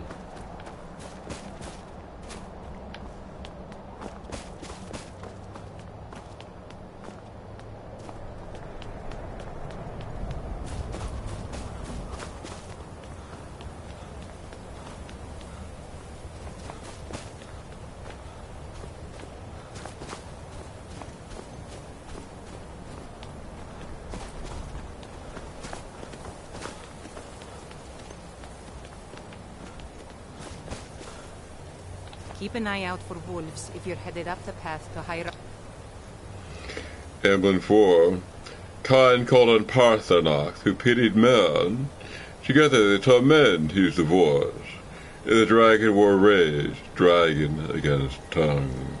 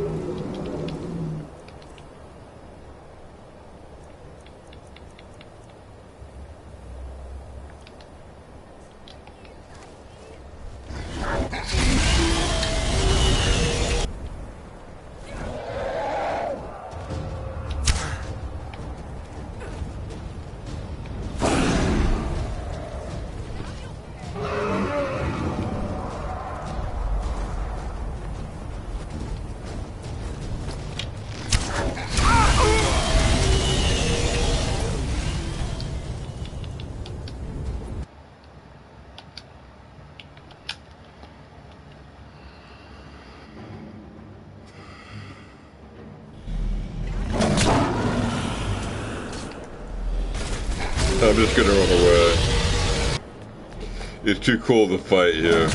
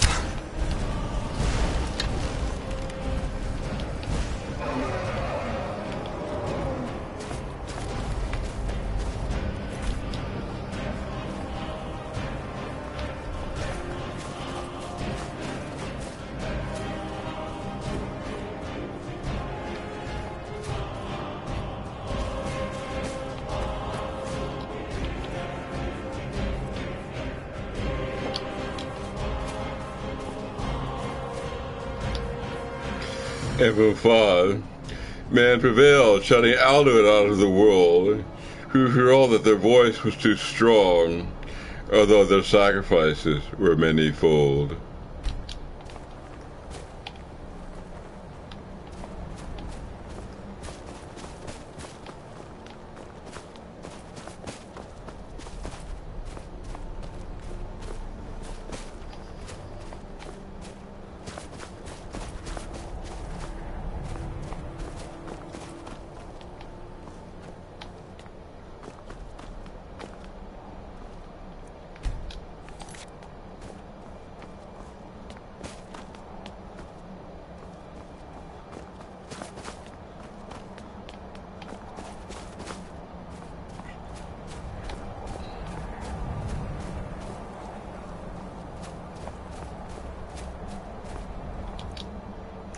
Emblem 6. With roaring tongue, the Sky Children conquer, founding the first empire with sword and voice, while the dragon withdrew from this world.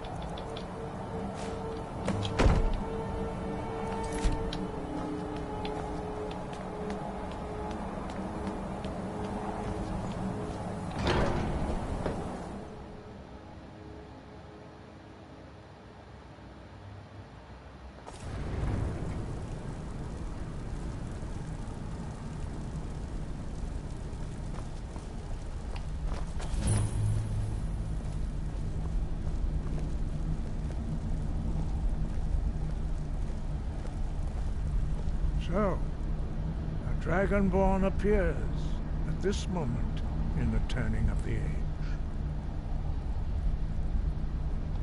We will see if you truly have the gift.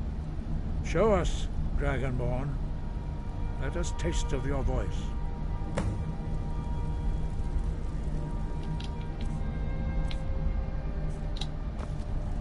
Do not be afraid. Your shout, Dragonborn. It is you. Welcome to High Hrothgar. I am Master Arngir. I speak for the Greybeards. Now, tell me, Dragonborn, why have you come here?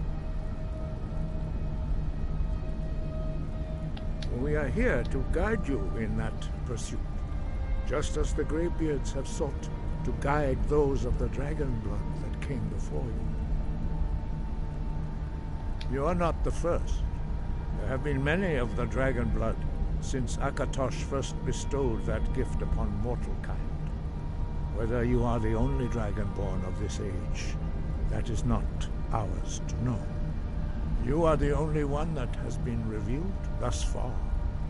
That is all I can say. You have shown that you are dragonborn. You have the inborn gift. But do you have the discipline and temperament to follow the path laid out for you? That remains to be seen. Without training, you have already taken the first steps towards projecting your voice into a thum, a shout. Now let us see if you are willing and able to learn. When you shout, you speak in the language of dragons. Thus, your dragon blood gives you an inborn ability to learn words of power. All shouts are made up of 3 words of power. As you master each word, your shout will become progressively stronger. Master Einarth will now teach you Ro, the second word in Unrelenting Force. Ro means balance in the dragon tongue. Combine it with Fus, force, to focus your thumb more sharply. Ro.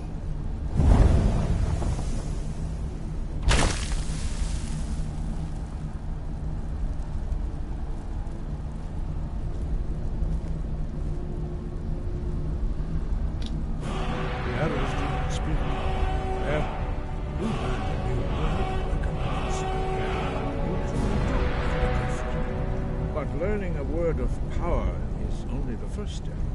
You must unlock its meaning through constant practice in order to use it in a shout. Well, that is how the rest of us learn shouts. As Dragonborn, you can absorb a slain dragon's life force and knowledge directly.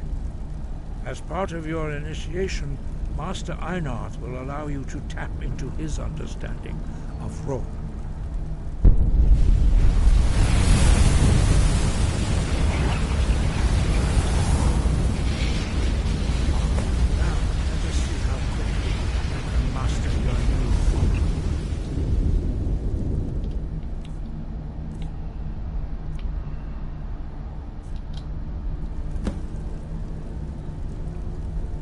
Your unrelenting force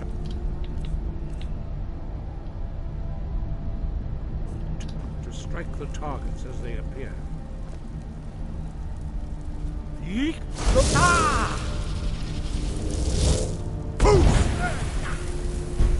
both Fus and Ro. Together they will make the shout more powerful.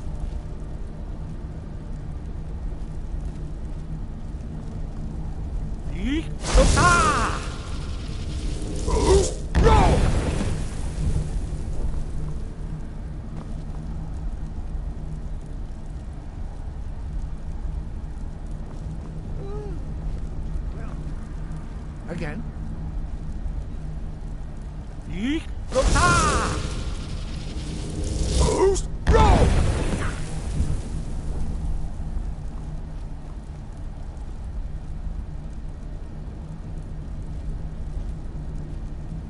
You learn quickly. Once more.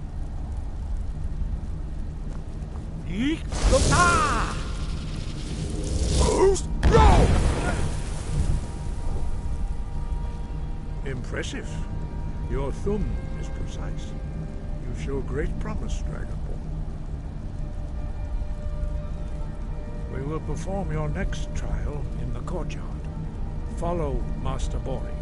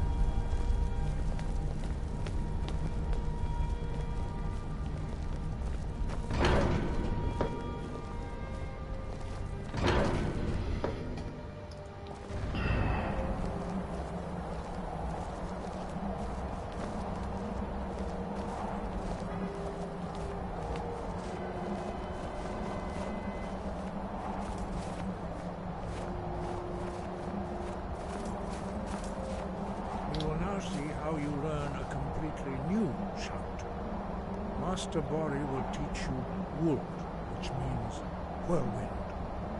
Wold.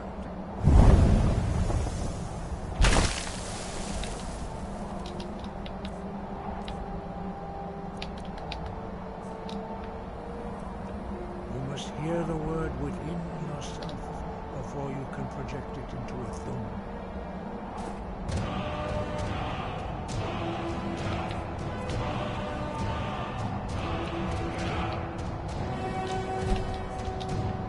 Approach Master Borley and we will gift you his knowledge.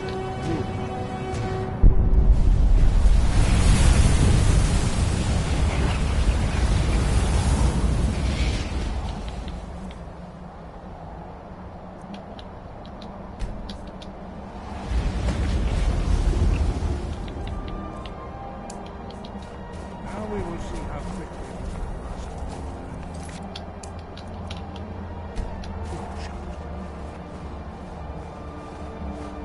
Master Wolfgar will demonstrate whirlwind sprint. Then it will be your turn. Master Borley?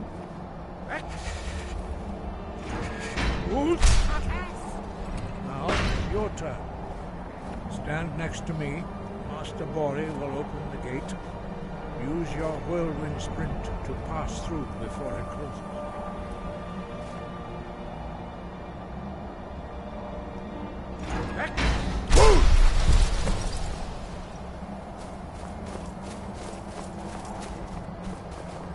Your quick mastery of a new Thum is astonishing.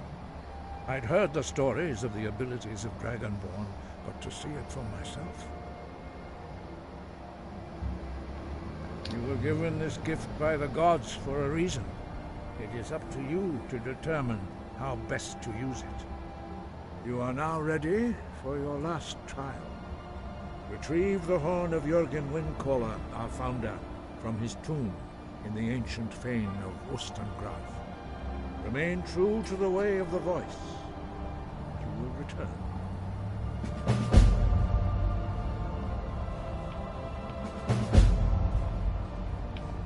He was a great war leader of the ancient Nords, a master of the voice, or tongue. After the disaster at Red Mountain, where the Nord army was annihilated, he spent many years pondering the meaning of that terrible defeat. He finally came to realize that the gods had punished the Nords for their arrogant and blasphemous misuse of the voice. He was the first to understand that the voice should be used solely for the glory and worship of the gods, not the glory of men.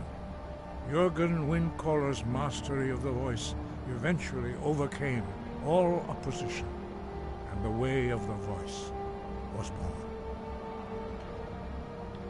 The voice was a gift of the goddess Kinnereth at the dawn of time. She gave mortals the ability to speak as dragons do. Although this gift has often been misused, the only true use of the voice is for the worship and glory of the gods. True mastery of the voice can only be achieved when your inner spirit is in harmony with your outward actions. In the contemplation of the sky, Kinnereth's domain, and the practice of the voice, we strive to achieve this balance. That is commendable. But remember, the dragon blood is itself a gift of Akatosh. Do not try to deny that gift. Your destiny requires you to use your voice. Why else would Akatosh have bestowed this power upon you? If you remember to use your voice in service to the purpose of Akatosh, you will remain true to the way.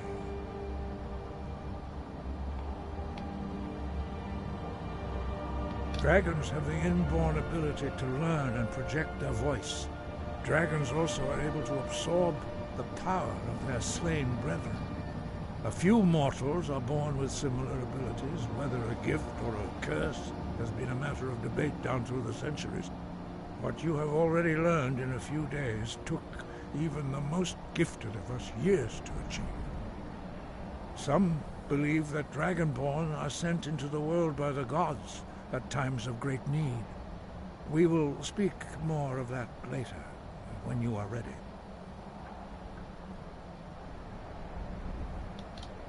Breath and focus.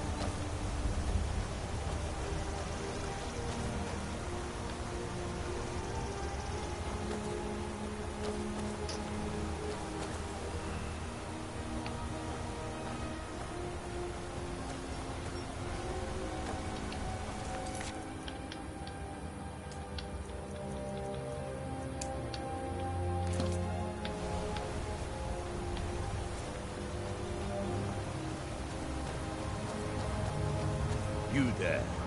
You're the one they call Dragonborn.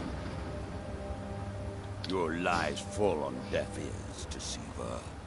The true Dragonborn comes. You are but his shadow.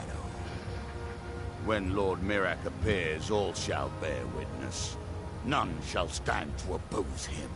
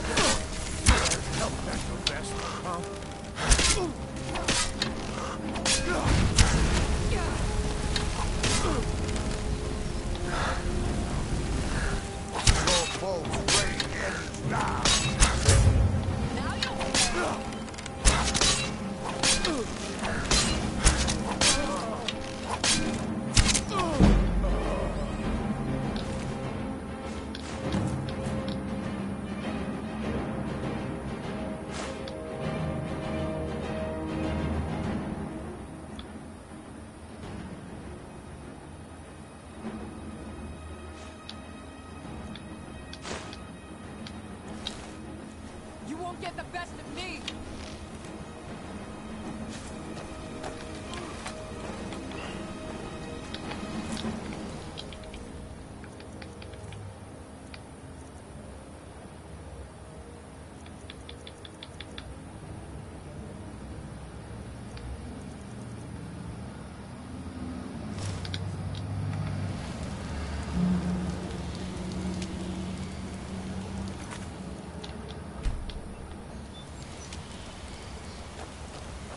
What could it mean? The return of the Dragonborn? And who among us could possibly hold that on? That spell looks like it'll hurt. Quite a climb, wasn't it? Anyway, much appreciated. Here, take this for your troubles. I've been to the monastery many times, but I've never even laid eyes on one of the Greybeards. Not that I'd care to. Being masters of the Thu'um, they could kill you by uttering a single word. Well, not that they would. They seem peaceful, but I wouldn't want to provoke them. Thanks again for the legwork.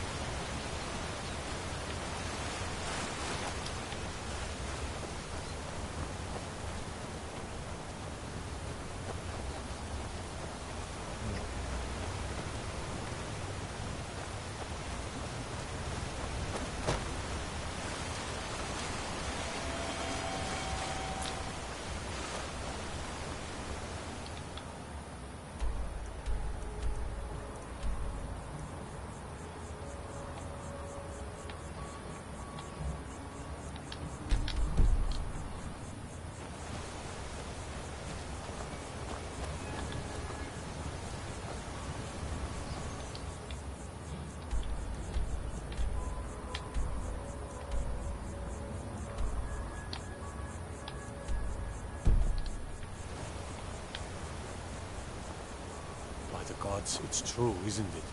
A dragon has attacked Whiterun.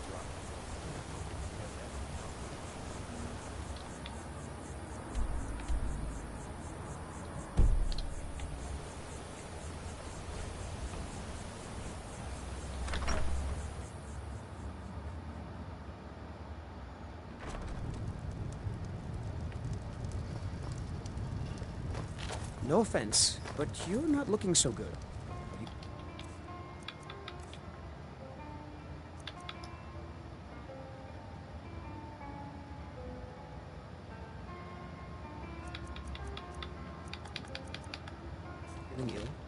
May the gods watch. Sure thing. It's yours for a day. I'll show you to your room. Right this way.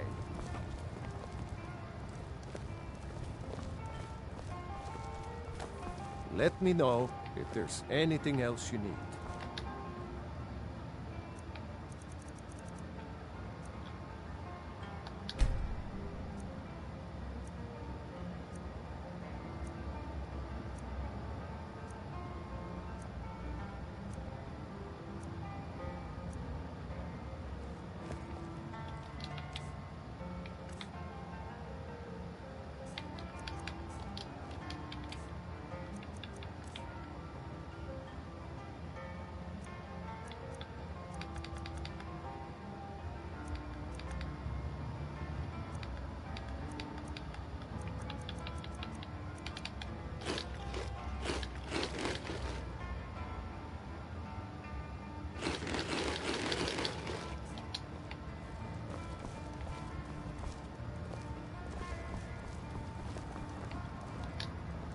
Now that our drink for the thirsty, food for the hungry.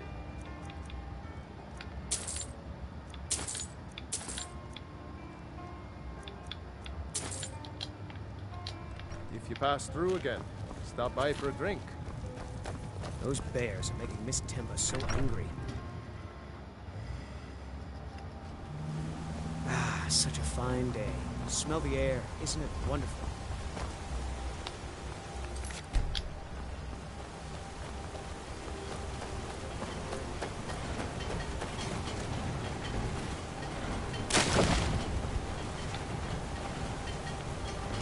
Alright, we're ready to go back to Whiterun.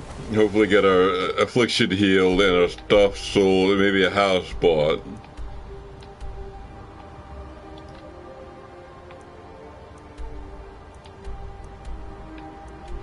It'll be a long trip.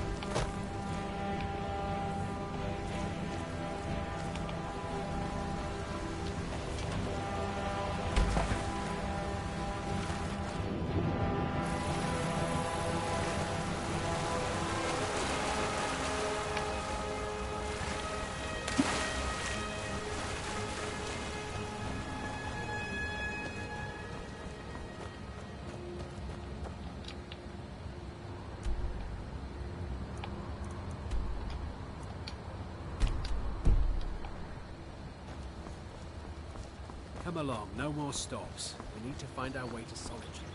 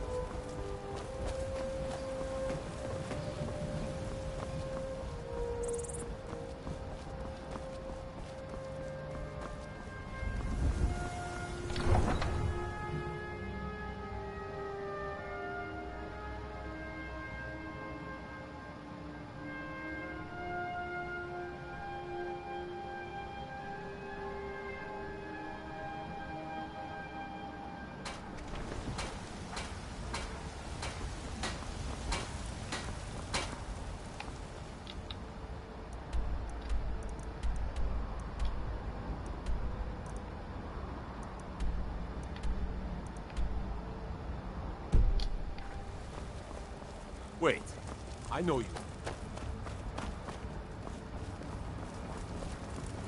Fresh baked loaves, still warm from the oven. You look a bit... Trinket. You sure we shouldn't be home? Heard they're reforming the Dawn Guard. Vampire hunters or something. In the old fort near Rift. Might consider joining up myself.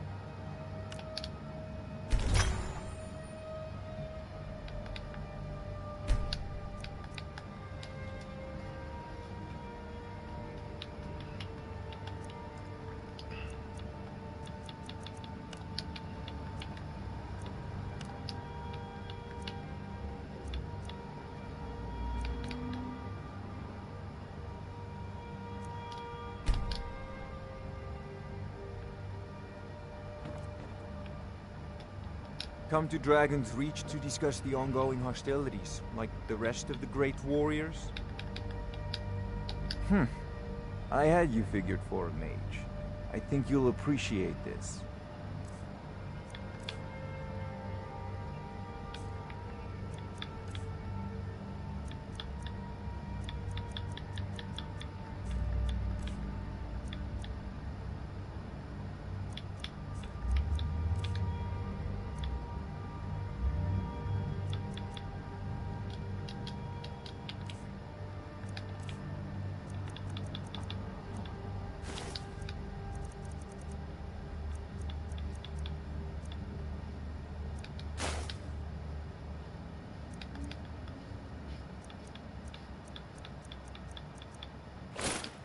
You know, if you've got the aptitude, it seems this damnable spells and incantations for those with the talent to guess.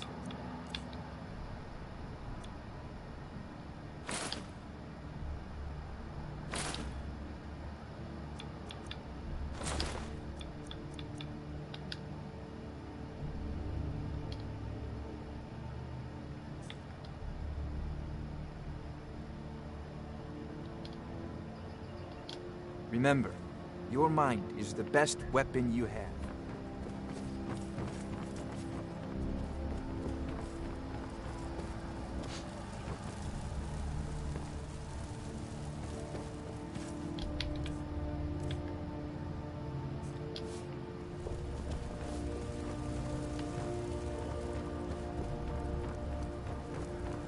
I serve Jarl Balgruuf as steward.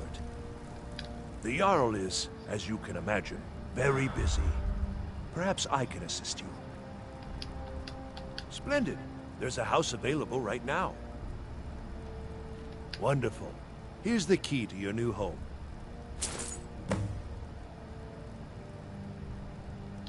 Enjoy your visit to Dragon's Reach.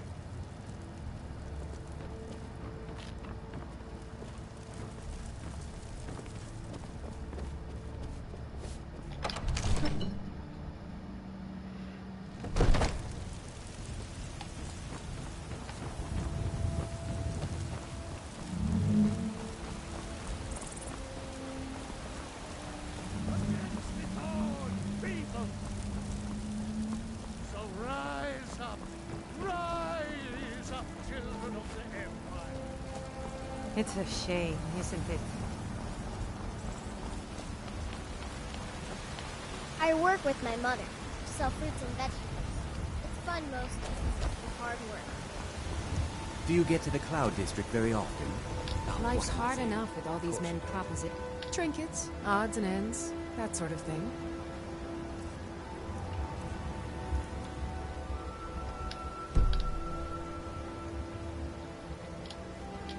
Remember, fresh fruit and vegetables every day.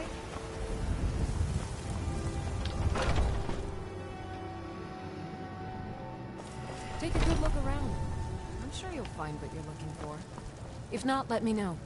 I might have it stored. You look rather pale. Could be attack. So you're interested in my potions and ingredients?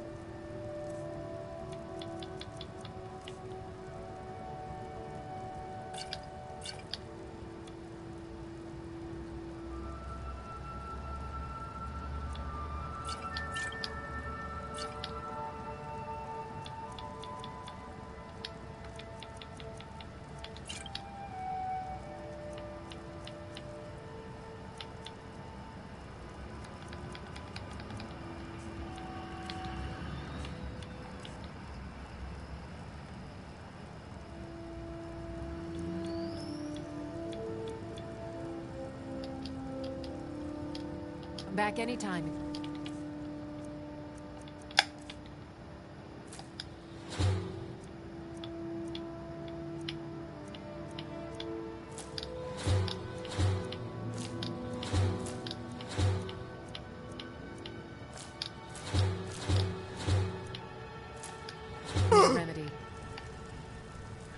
I did aid a lot of alchemical ingredients to learn some of their properties.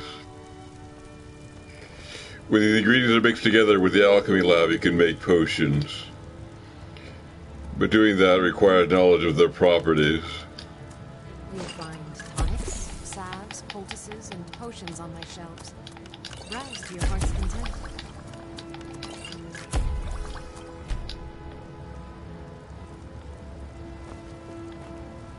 Pardon me. I have several elixirs. So you're interested in my potions and ingredients?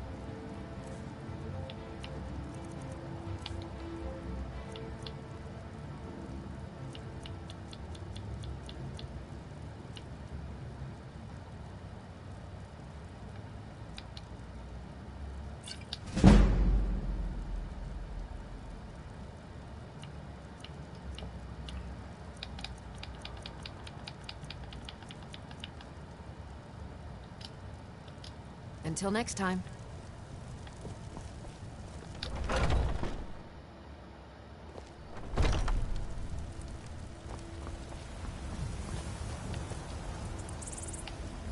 Wait. Still here. I know you.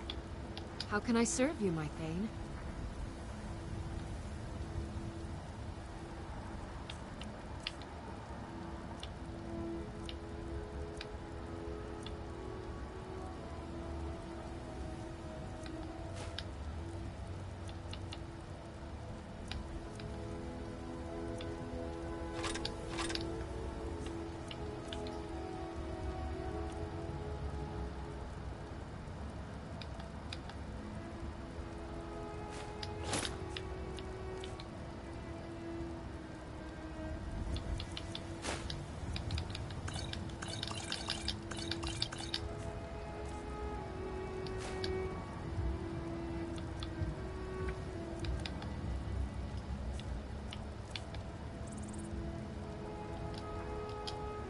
You lead, I'll follow. Fresh baked loaves. Still. Let me know if you see anything you like.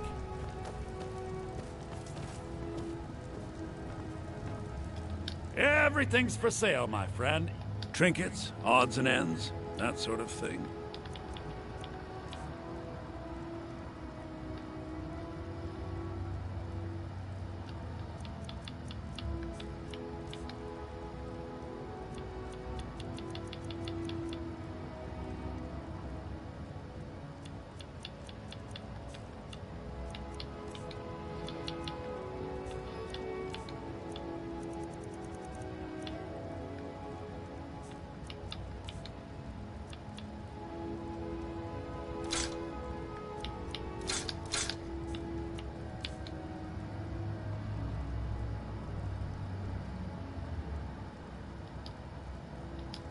Do come back.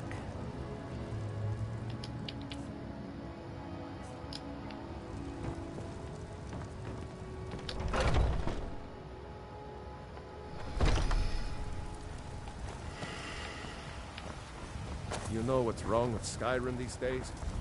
Everyone's obsessed with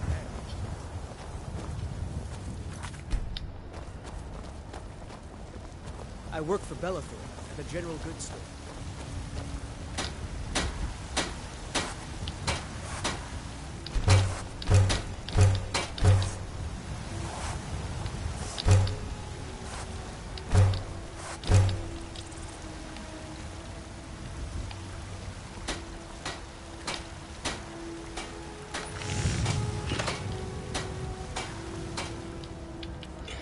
So I just made a lot of my furs into leather, and then I'll make the leather here into armor.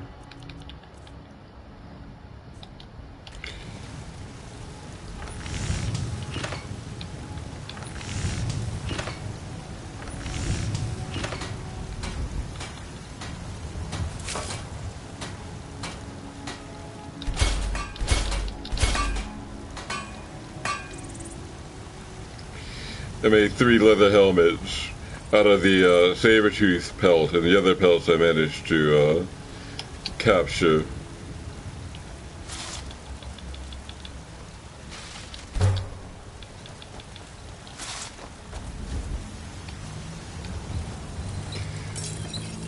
Got some good pieces out here if you're looking to buy.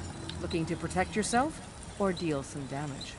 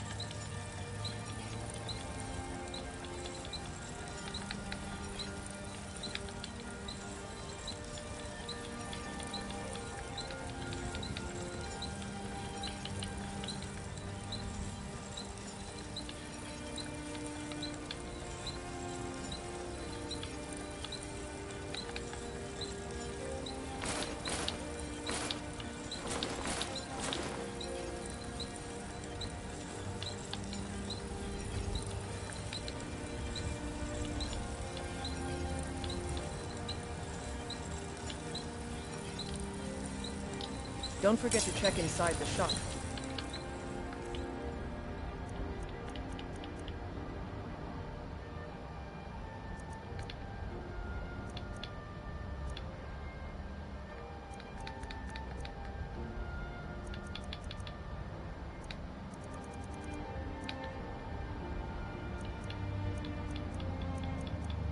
If you need anything.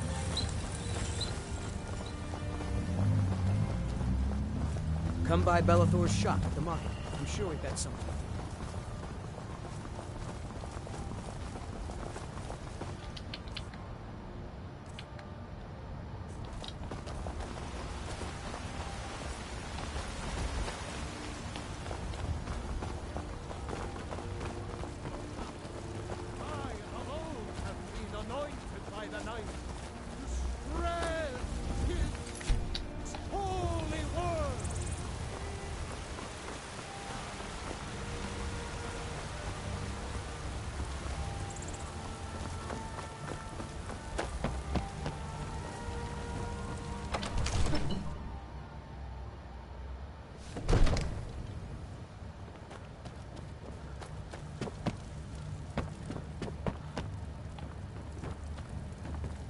I serve Jarl Balgruuf as steward. I'll be glad to help you. There are many ways to improve your home, provided you have the coin. And of course, don't forget to consult your home decorating guide for descriptions of the decorations you can buy. Now, what would you like to purchase?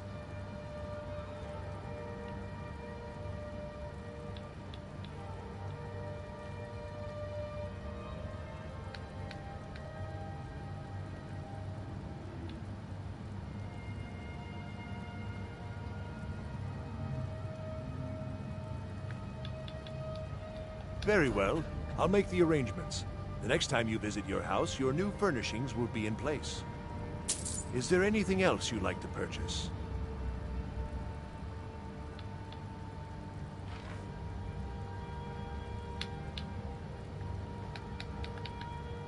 Very well.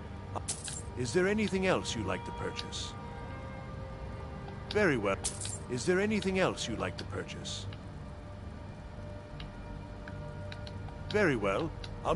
Is there anything else you'd like to purchase? I'm sorry, but you don't seem to have enough gold to pay for that.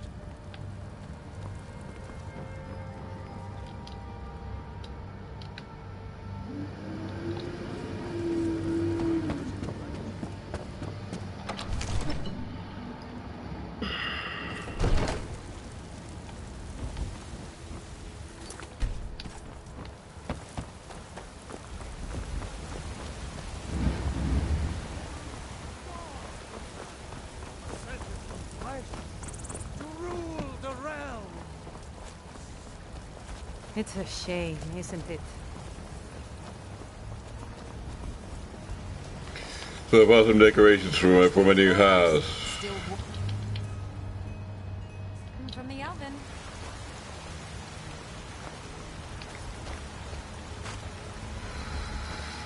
I spend a lot of time at the market stall so I can learn the merchant's trade. Take a look. Need more experience if I'm going to run an inn someday.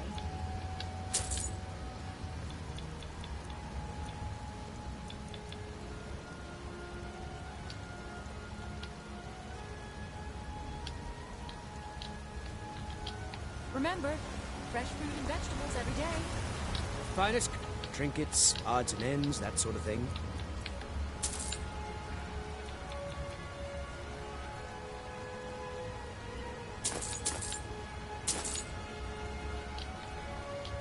Good hunting. Bits and baubles for sale. All crafted by the best blacksmith in Skyrim.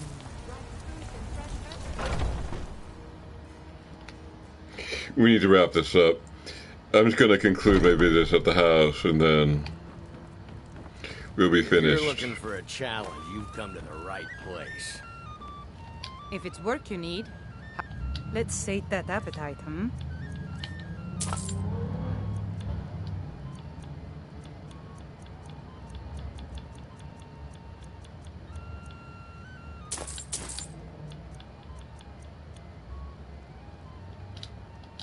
Need anything else? Just let me know.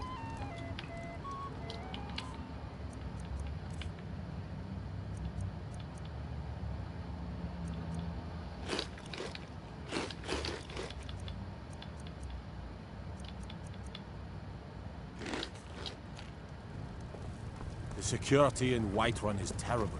Shameful is what it is.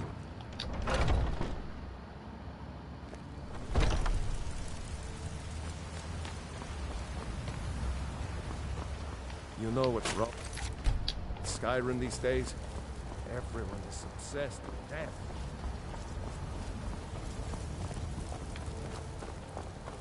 I work with my mother. Sell fruits and vegetables. It's fun most days, but hard work. Well, heck, they haven't yet arrived. We have become landed gentry. Lydia looks the part. And I'm sure I do too. So we'll take our place.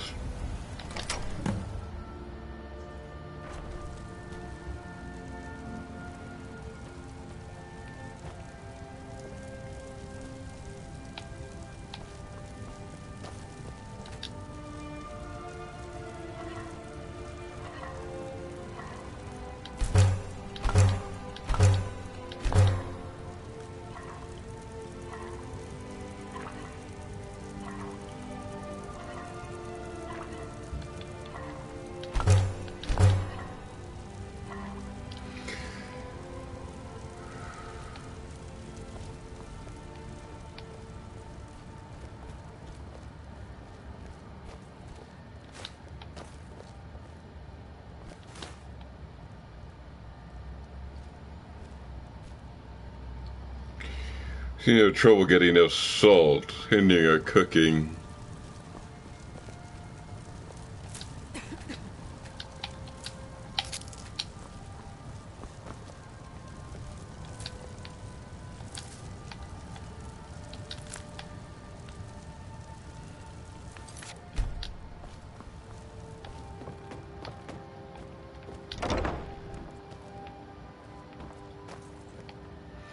Someone else's bed, I'm not sure why.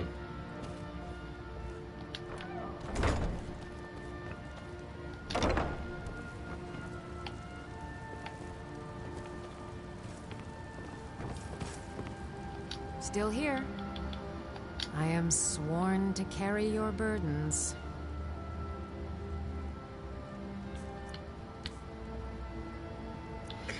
We'll store this one here until we know what it's for.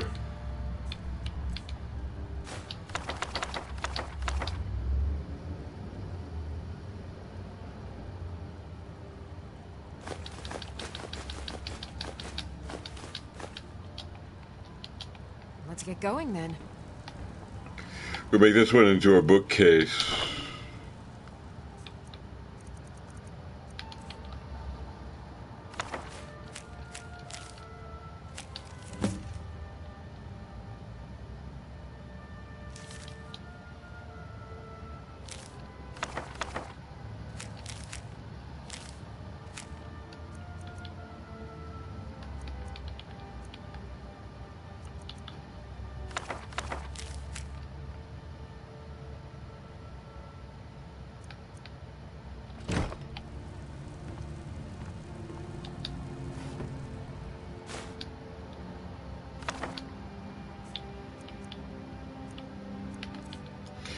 Here we put quest items.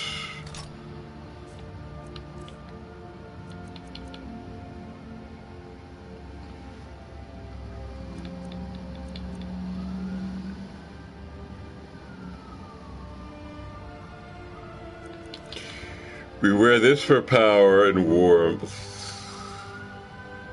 This one we wear for warmth. It has 54 warmth. This one we wear for power. It regenerates our magic at 75%. And this one we wear just to look good around town. That's 3 suits. And this we'll just try to sell at some point.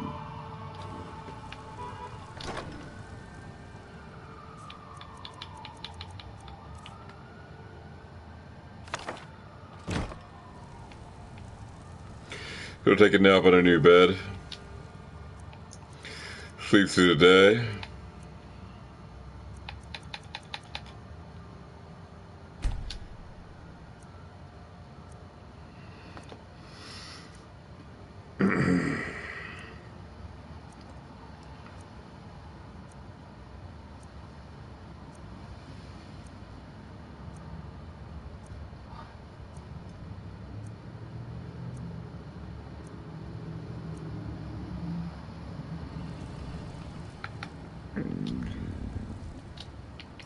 Turns out we're hungry after all that, so bit of food.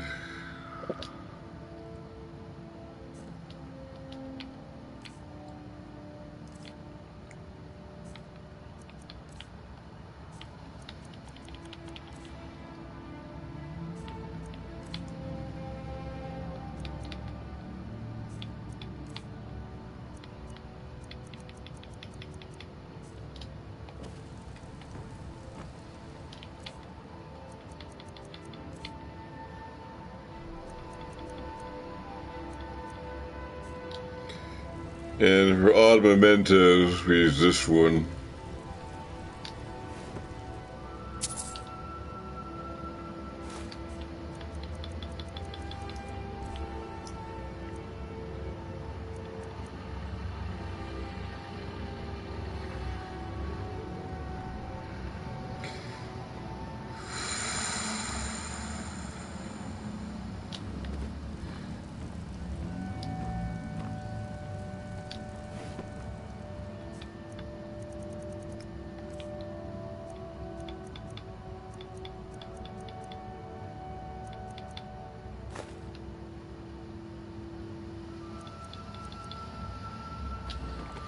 We just use this as a sort of catch-all.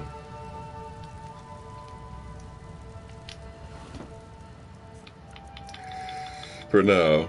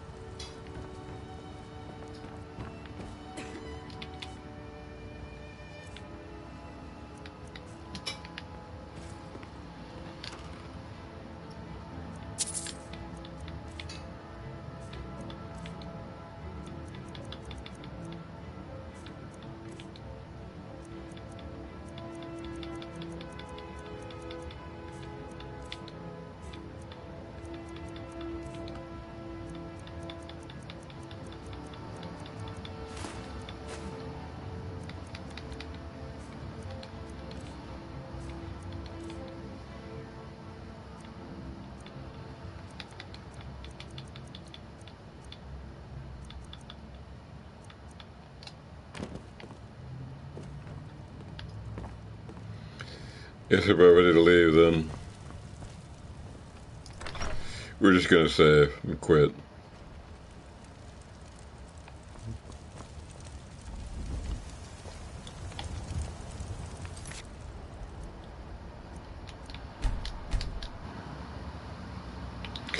And I suppose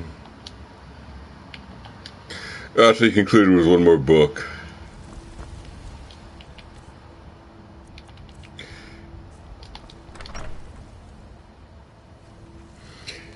I will conclude with a short reading.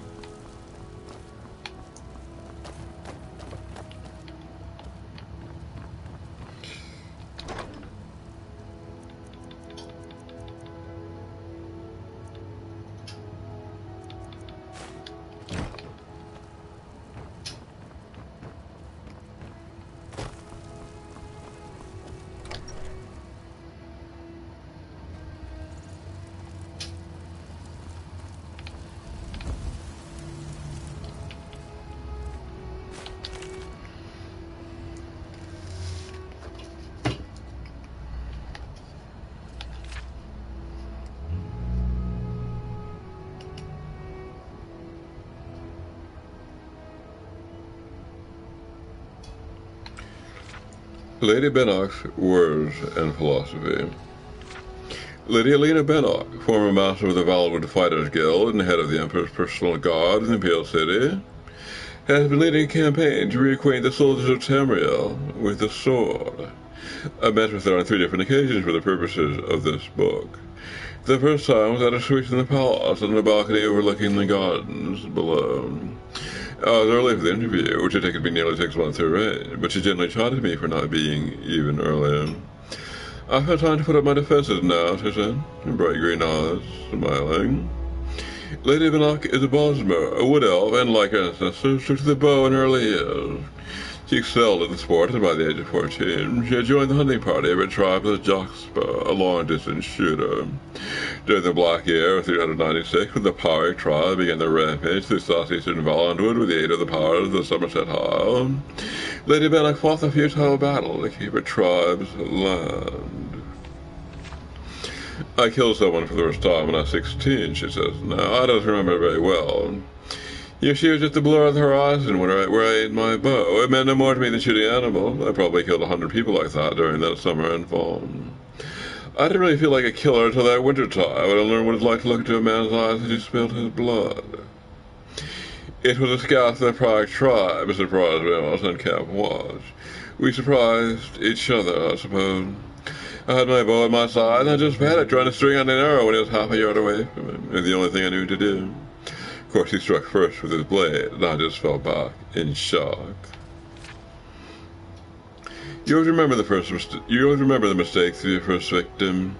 His mistake was assuming because he had drawn blood and I had fallen that I was dead. I rushed him the moment he turned from me toward the sleeping camp of my tribesmen. He had caught off guard, and I wrested his blade away from him. I don't know how many times I started. By the time I stopped, when the next watch came to relieve me, my arms were black and blue with stain, with strain, and there was not a solid piece of him left. I literally cut him into pieces. You see, I had no concept of how to fight or how much it took to kill a man. Lady Bannock, aware of this deficiency in her education, began teaching herself swordsmanship at once. "You can't learn how to use a sword in Valenwood," she said, which isn't to say Baltimore can't use blades, but we're largely self-taught. As much as it hurt when my tribe found itself homeless, pushed to the north, it didn't have one good aspect. It afforded me the opportunity to meet red gods. Studying all manners of weapon wielding under the tutelage of Warde Lady Bannock excelled. She became a freelance adventurer, traveling through the wilds of southern Hammerfell and northern Valenwood, protecting caravans and visiting dignitaries of various dangers indigenous to the population.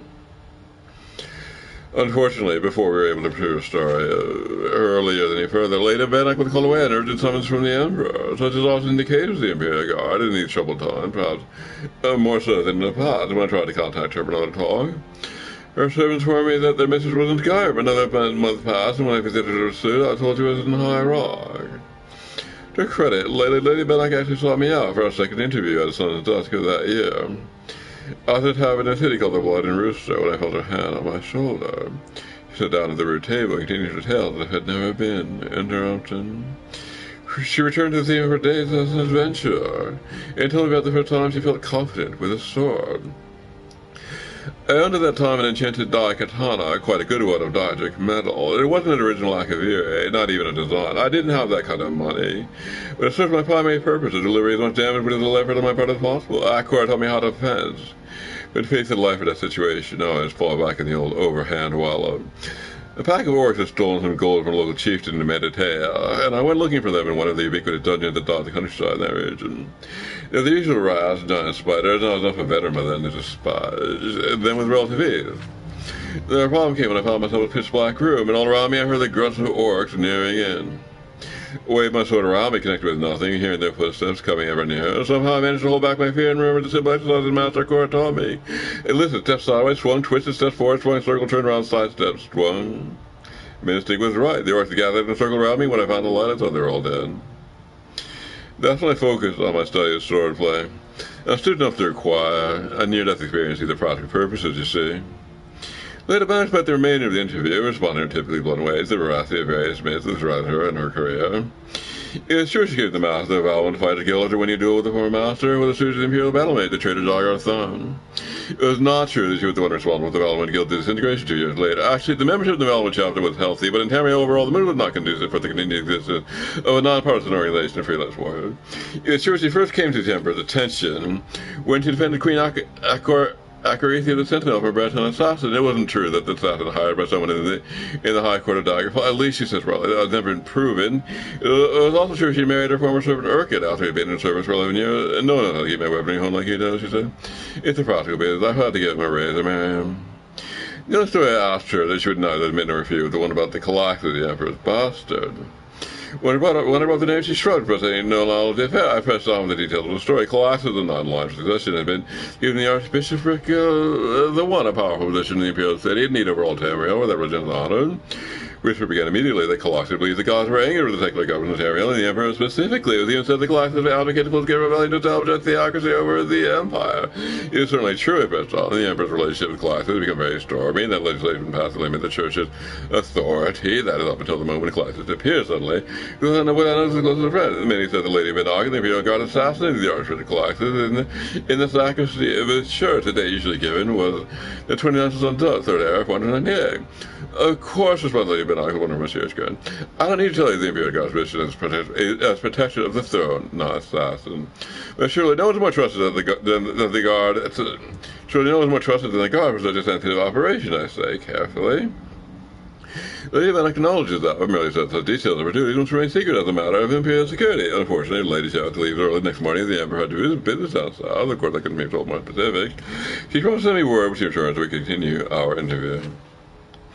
As it turned out, I visited my own in Somerset Isle, compiling a book in the Sigic order. It was therefore surprised them at a late ship 3 months later, and first of all, we managed to get away from our respective duties to complete a third and final interview on a walk along the Decetto, the great river that passes through the royal parks of the city.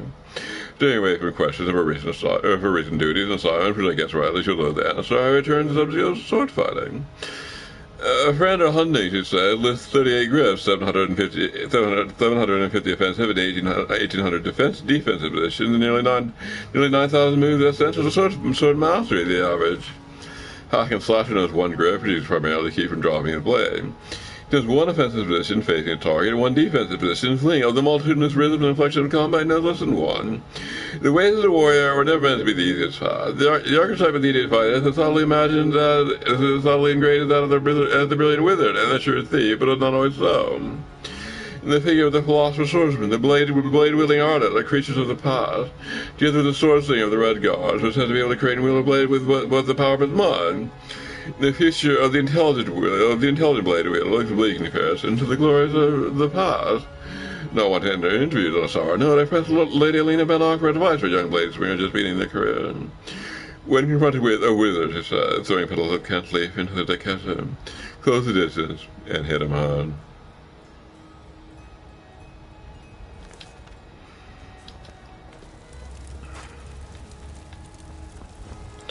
Alright, that concludes our game for today. I'll be back tomorrow. That's Saturday, start from 9 o'clock to 2. And that's all. Mercenary work? It might suit you.